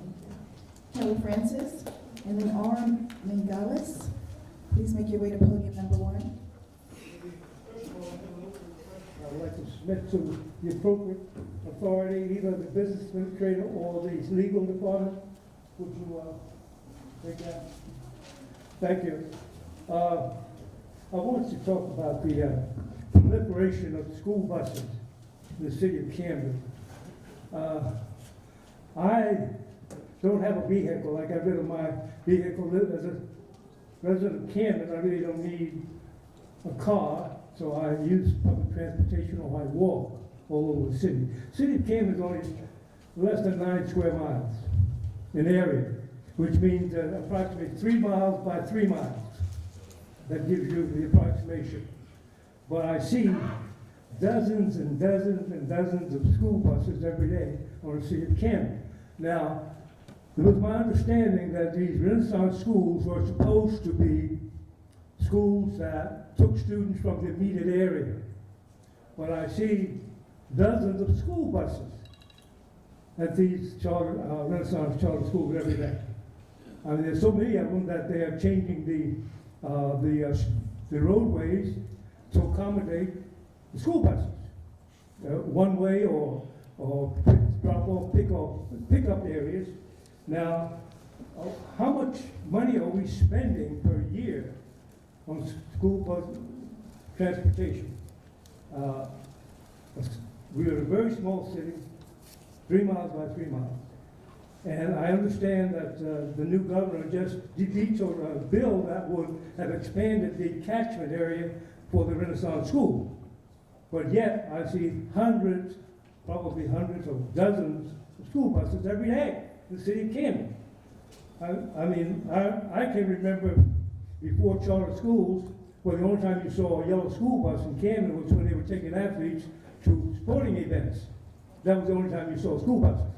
But today, it seems that they're all over the city. They clog up Broadway, they clog up Cooper Street, they're changing 6th Street so that they can accommodate the proliferation of school buses to accommodate Leap Academy. So I think that's a tremendous waste of resources and tax dollars. So I would like to know just how much we're spending. Thank you. Aurum Mengales, and then Ulysses Delgado, can you make your way to podium number 1?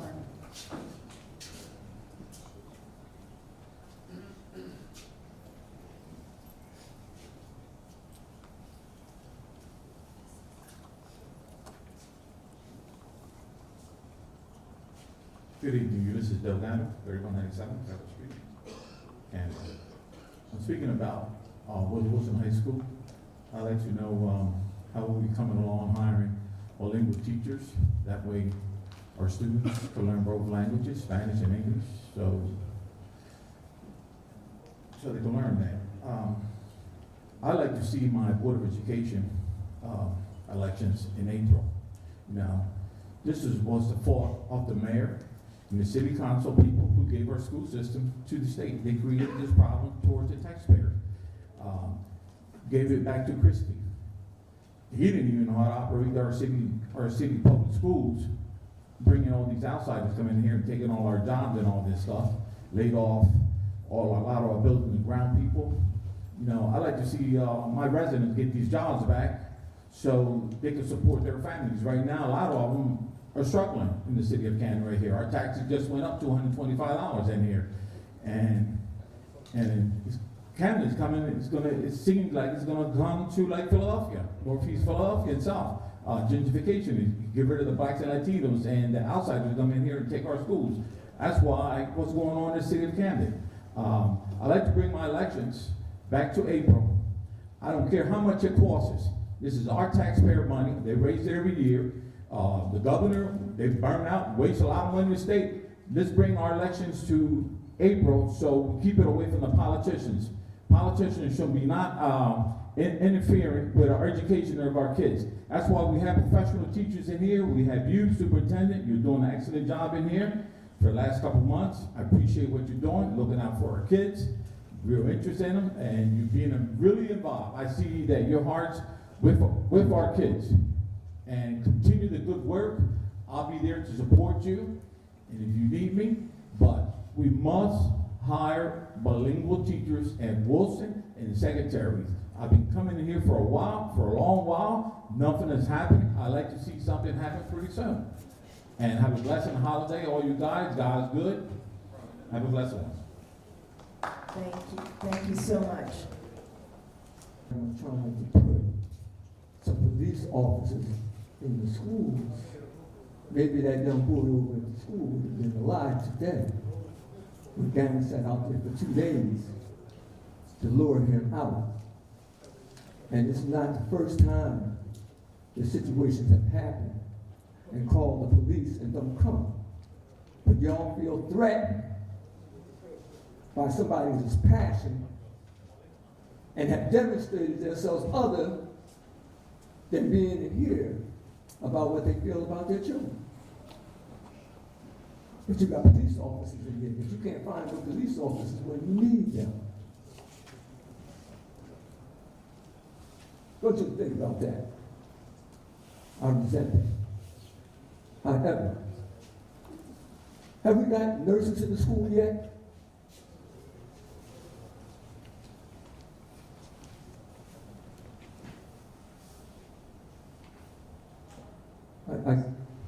Do we have books in the library? Subaru gave 300 and some books. Subaru should have put libraries in all the schools. You guys, we need a fresh board. Fresh board. I know some of y'all tired. We need fresh board. And we need some local people here to know what's going on in the community.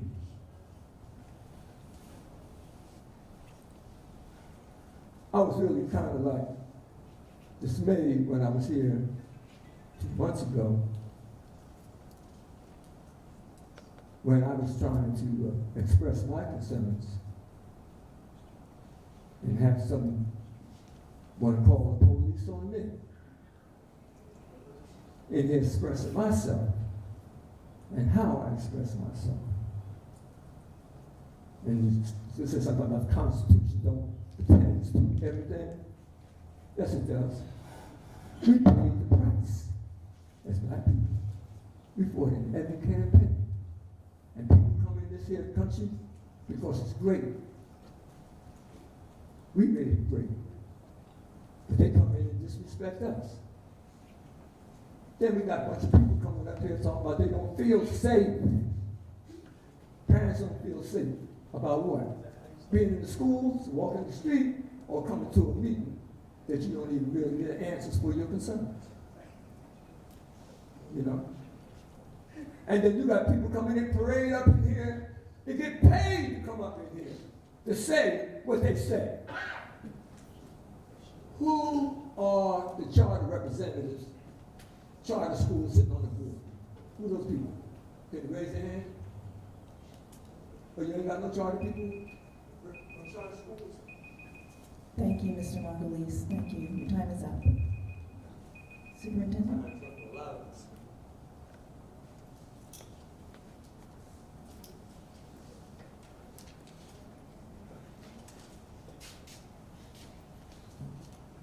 Again, we'd like to thank everyone for your comments and your participation. We'll take this opportunity to try to acknowledge as many as the general themes that have come up in the meeting as possible. As always, I am available by a phone call or another time if we need to go deeper, but I want to be able to at least hit some of the areas that were brought up. So in the area of CUSAC, as head of an early childhood department in my previous role in deputy superintendent and now acting state superintendent, I've worked through the CUSAC process since it was first introduced in 2007, but in just different focal areas. I agree with the speakers that we are still struggling with some of the same issues we faced back then. That is absolutely correct. Under my leadership, I have made it a priority to make sustainable changes to our business office and continue making necessary improvements to our instruction and programming.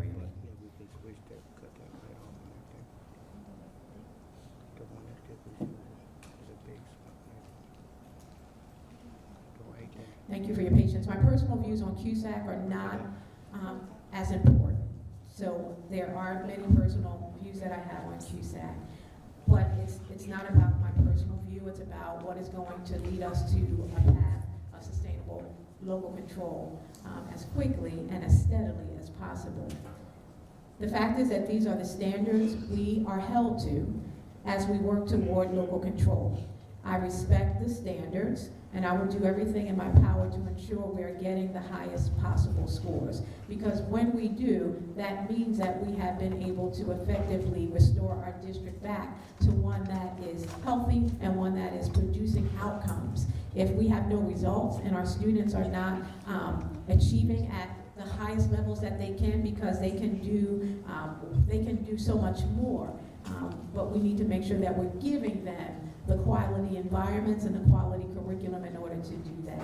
So again, I will do everything in my power, and our team will work together to ensure we are getting the highest possible scores. And finally, today's CUSAC model measures parent engagement as it relates to grant applications and school improvement plans. So we do appreciate the questions about how can the community be involved in this process. It is a collaborative process. All children develop within the context of many different contextual factors, be it their neighborhoods, communities, schools, homes, churches. And so what can we do together is so very important for us to call out. And we don't have to wait for anyone to put anything in the CUSAC document to say that we should work together with the community, even though the expectation is there. Well, we can do that. And it'll take us being able to, again, ensure that we're working collaboratively with mutual respect and holding each other to high standards in order to make sure our students get what they need. So I look forward to the opportunity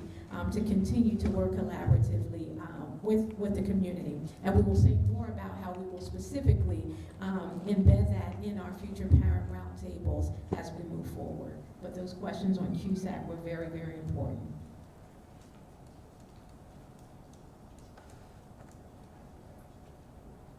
Support for bilingual parents in the BPAC, the Bilingual Parent Advisory Committee. Ms. Sharma, I'm not sure if you're still here, but thank you for raising the concerns that you have. You shared them with me at the parent roundtable at Cream School, and we went back and set up a meeting with you for the beginning of the new year so that we could come together and address your concerns. So that hasn't been lost. Thank you for sharing the email with me today, and I will be able to take a look at it. Our administrative team works hard to support and work alongside parents and parent groups like BPAC. When we can do better, we need to be held accountable.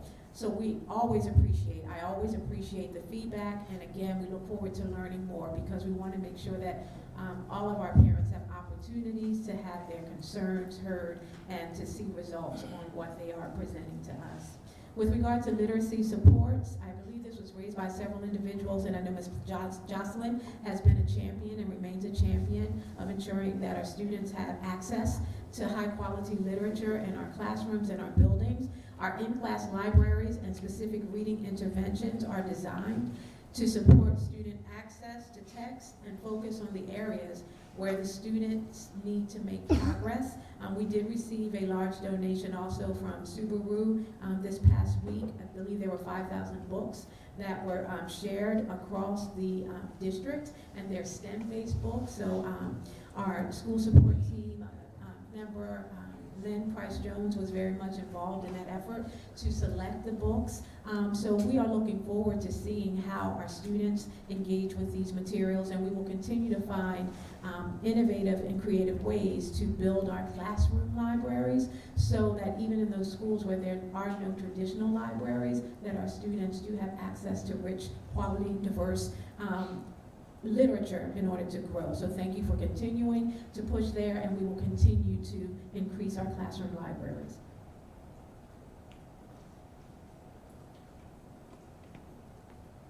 With regard to recruitment, we heard the need for more teachers of color, and we've heard that even from the Listen and Learn tours early on this summer when I was appointed in this role. And teachers of color and also male teachers of color to be in front of our students. Pastor Khan shared that, our parents share that, we hear it over and over again. So that is why we went ahead and selected, posted, and are in the process of locking in a wonderful candidate for the senior manager of recruitment. And that individual will be working with historically Black colleges and universities. Mr. Bell is also working with that, will be working with that individual along with our head of DTLR to make sure that we have those pipelines to bring in students in a very proactive way, not waiting till they graduate, but getting the word out to them before they graduate so that they're able to, we're able to attract them and figure out how to get them on board in a proactive way. We also heard the need for more Spanish-speaking teachers and filling vacancies more quickly. I agree 100%. And we are very confident our new HR manager will have a big impact on ensuring more high-quality educators are in place in classrooms and in our district in a much more proactive way. So we know that there remain some vacancies in our bilingual education, some of our bilingual classrooms. Our vacancy rate is at 2%. It's a very low rate, but it doesn't take into consideration our leaves of absence. So again, we can't fill those positions, so we have to have subs in those leave of absence categories, but we are still pushing forward to ensure that we're filling every single vacancy, even those 2% that remain.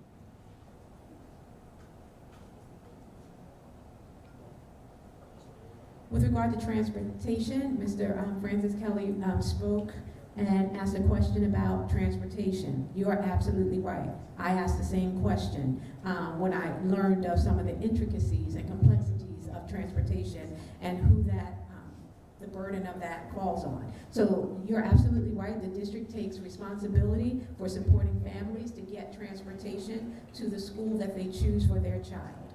This includes charter schools, Renaissance schools, and district schools that are more than 2 miles from the student's home. And we know also that our special needs students are bused. Those who are in district placements, but also those who are in out-of-district placements. So the district does bear the brunt of funding transportation for all school types in the city.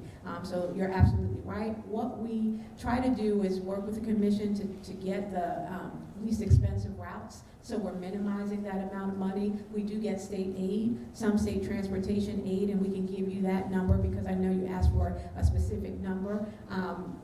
But that doesn't always fill all of the needs. And so that aid that we get for transportation aid doesn't always meet all of the needs there, so we have to dip into our general fund. So we will keep you posted on any progress there, but that's just a reality.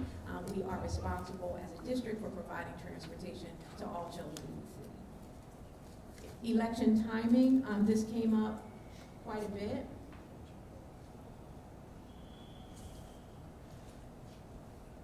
And I do appreciate the urgency and also the feedback that was shared on some of the specific concerns around desire to have an April versus a November election.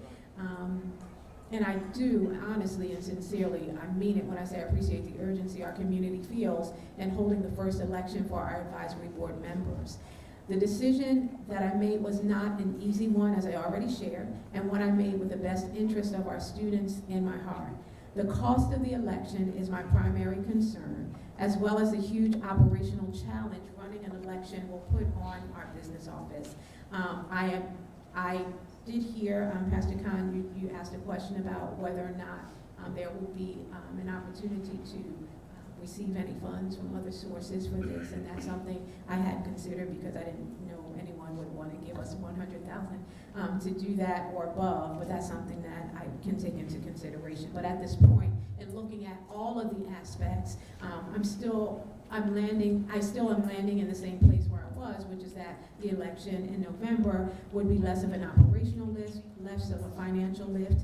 And we're currently working to turn a corner in our fiscal house. And again, I shared that before. We've got lots of things in place, lots of corrective action plans, and to veer off from being able to get our fiscal house straight will put us right back. So some of you mentioned, Mr. Barfield and others, that we've been looking at fiscal challenges historically in this district, and I know it firsthand from being a teacher without books in my classroom when I was teaching 7th and 8th grade at Landing Square, to being a principal and not having enough money to get the books for the students that I needed, et cetera, et cetera. So I've lived it and I understand it, but if we keep diverting our attention away from the focus that we need to have it on, we'll keep having the same tired conversation over and over again. And our children don't care about this part. They need to know that we are putting their needs above any other needs, political, any other needs at all. So I definitely appreciate the complexity, and I know that everything impacts our children. I'm not naive,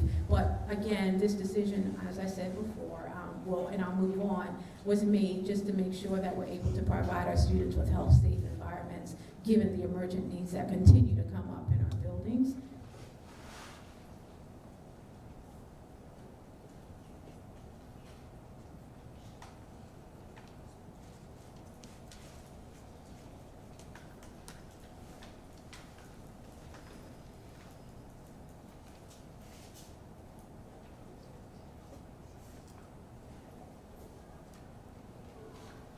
Technology at its best. I'm sorry, I was frozen there. Parent feedback, thank you for the parents and families who came out tonight to share their experience at their child's schools and your views on the tone and tenor of our monthly board meetings.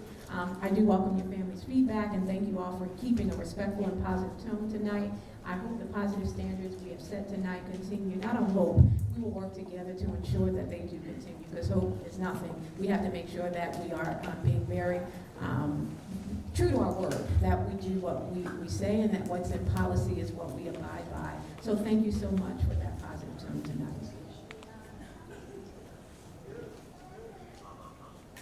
Okay, so thank you very much. Again, if there was anything else that we need to have further conversations on, we can do that outside. And I will turn it over at this time. I'm so sorry. Thank you for reminding me, to our Deputy Superintendent to share a few more details about some of the academic questions that were raised. Good evening. I just wanted to respond to a few of the questions and just a little more detail if it's helpful. So in regards to QSAC, there was a comment around chronic absenteeism. We are very aware of that, and therefore chronic absenteeism, along with our academic achievement goals, are all couched in my goals for my role. Also, they are couched in our school support team goals. So we're aware of them. We are making sure that we have ownership of them and that we're watching over it, because children coming to school is going to be a key component to being able to receive the high quality instruction that we're working to have for them. Also, the question around our literacy challenge, we are now in our second round of it, but for our first round, for our 1st through 8th grade students, those students were the ones that participated in the program this round, and over 1,600 students met the challenge, which does not mean they met the the bar, they went beyond the bar. So we're talking about more than a quarter of our 1st through 8th grade students went beyond the bar. So I want to make sure that that is clear, and they received great prizes from our partnership with PDQ and Nelson Aguilar. So they were very pleased. We're hoping to possibly push that goal to 50%, because the first round you really want to see, well, what am I going to win for this? Because that's what's in it for kids. And because they did get to see what comes of that push in self, I'm sure we'll see even more students meeting above the bar. So I want to just keep pressing that it wasn't 1,600 students that met the bar. Those students went beyond it. Also, to talk about the decline in middle school, and so it's also important to think about a few things. Specifically in math, the progress towards standards is linking to algebra, and so we are working really hard to make sure our teachers are teaching to the standards, because in math, if you're not meeting the bar of the expectation of standards, you will not be able to expose your students to the pathway to algebra. So we are constantly looking at that. We are also making sure that there is an algebra option in our district for all of our students, so we'll be expanding upon that. So with those declining scores, this is our first pass of trying out how they're doing in those standards, and they're standards that exist for the entire year. So we do plan for scores to improve, because this is the first time they'll see those standards again. And with that, we are talking with the CEA about unique ways to increase tutoring opportunities in schools. So we're not at a place to really come up with a program or a plan yet, but there's some unique conversations happening, so that if there's ever a need to include tutoring outcomes or tutoring options, I should say, inside of the school day, we're trying to figure out how that might be possible. Possibly partnerships with other universities around the area may also be good. For our English language learners across our district, so we are in the first stages of implementing a biliteracy framework. There's several models to instructing students who speak English as their second language. However, it's always our expectation for any of our teachers supporting any of our students, regardless of the language that they speak, that they're using differentiated instruction and supporting students in small group models. So that is not unique to your language, but an expectation of all of our teachers. But to respond to the specific question about what we're doing about students at Woodrow Wilson who speak another language, our plan is that we use a model called sheltered English instruction. And basically what that means is that students are placed in their roster in a schedule based upon their English language proficiency. And so what I take from the question is that there are some concerns with that. And so what we can do, as one of many things we can do, is ensure that students' schedules reflect their need. And so we can take a look at that as our school support team can work together to kind of review those schedules to make sure that the class schedule is representative of the student's language proficiency and the number of minutes that they need to have in their native language and also their new language that they're acquiring, which is English. Some of the ways that we can monitor that is do joint walks, and so I'll be following up with our director of our bilingual programming alongside with the chief school support officer of high school, and so we can begin to walk Woodrow Wilson together to see exactly how we can combine forces and solve for any of the problems that was shared today. And lastly, I did not get a chance to really respond to student board reps. I'm sorry that they're gone, but I will find them and respond. But one thing that I did think about that we could begin to do is think about the college panelists. I heard one student talk about how there were only 4 colleges or wanting more colleges represented at a panel event that he was at. So I think we could possibly look at surveying to find out what universities are of most interest, and if there isn't a way to have that individual college represented. Perhaps we can find other individuals in the community who maybe attended the school or who can just research some information about the school and possibly at least provide information without having the actual representative from the college. But I think it starts with just finding out what colleges they're interested in having at the panel and trying to do our best to provide those. Thank you very much, Dr. Fletcher, and please forgive me. I totally forgot that I asked you to speak on those areas. At this time, I'd like to open it up to the board if they have any comments, any board members, if you have any comments. Thank you, Madam President, Superintendent. I just want to say congratulations to the strides CUSAC scores. I think that shows a lot what we've been doing collaboratively between the community, the board here, and as you talked about the pathway towards total local control. I think that needs to be commended, and everything it seems like it's taking its place. I just want to take the time to thank board members who are here and those who are not present for their years of sacrifice of their time and their energy. A lot of things we do always are not seen, and the new board members that come on, particularly the brother sitting next here to me, Brother Nam, a community member who, to me, gives a real definition to what community activist is, because before he was here on the board, he was active in the community. So I think as we talk about an education paradigm, he's putting an idea to what these words mean as we pay particular attention to definition. And I just want to say thank you all. Glad to serve. Seems like our community is going in the right direction towards local control, what we've been talking about for several years. And thank you, Ms. Blackshear, as well.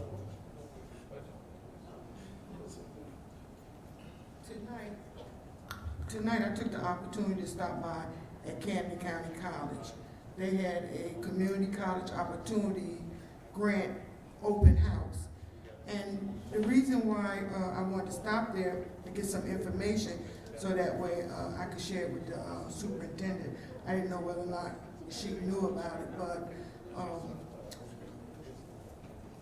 but given your interest in higher education, Camden youth and adult learners, the governor thought that we'd be interested in hearing more about grant funding opportunity to eligible applicants. Information regarding Camden County College academic program of study in addition to workforce training and continuing education was provided tonight at Camden County College. It also states that any college that you wanted to attend in New Jersey, if you contact Dean Sayers from Camden County College, he will give you the information. So please get in touch with Dean Sayers from Camden County College, and he can help you with the application for free tuition. And have a nice holiday. You too. Thank you very much, Mrs. Blackshear. I've already handed the information to our Chief School Support Officer for high school, and also will give it to our Deputy Superintendent to make sure we're able to take advantage of those opportunities, because those are some of the exact things that our student board reps were speaking about. And so it behooves us to know what's going on in our community so we can make those opportunities available. At this time, I'd like to turn over the meeting to our board secretary to present the business office agenda items. At this time, I'd like to present the business office agenda items, which include the bill list and resolutions for approval.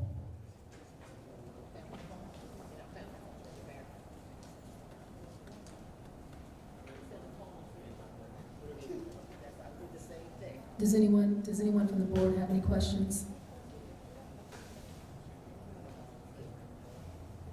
All right, thank you, Mrs. Blackshear. If there is nothing else, in accordance with the powers vested in the State District Superintendent under Title 18A, I hereby approve today's superintendent's agenda items and business office agenda items. I call for a motion to adjourn the meeting. Motion to adjourn. Is there a second? Second. The meeting a motion was made by Minister Wasim Muhammad and second by Mr. Nam Nelson. The meeting is now adjourned. Oh, I'm sorry. I have to do roll call. Ms. Teresa Atwood, Ms. Catherine Blackshear, Mr. Nam Nelson, Yes. Ms. Carmen Otero, Mr. Andrew Tolliver, Mr. Wasim Muhammad, Yes. and Mrs. Martha Wilson. The meeting is now adjourned.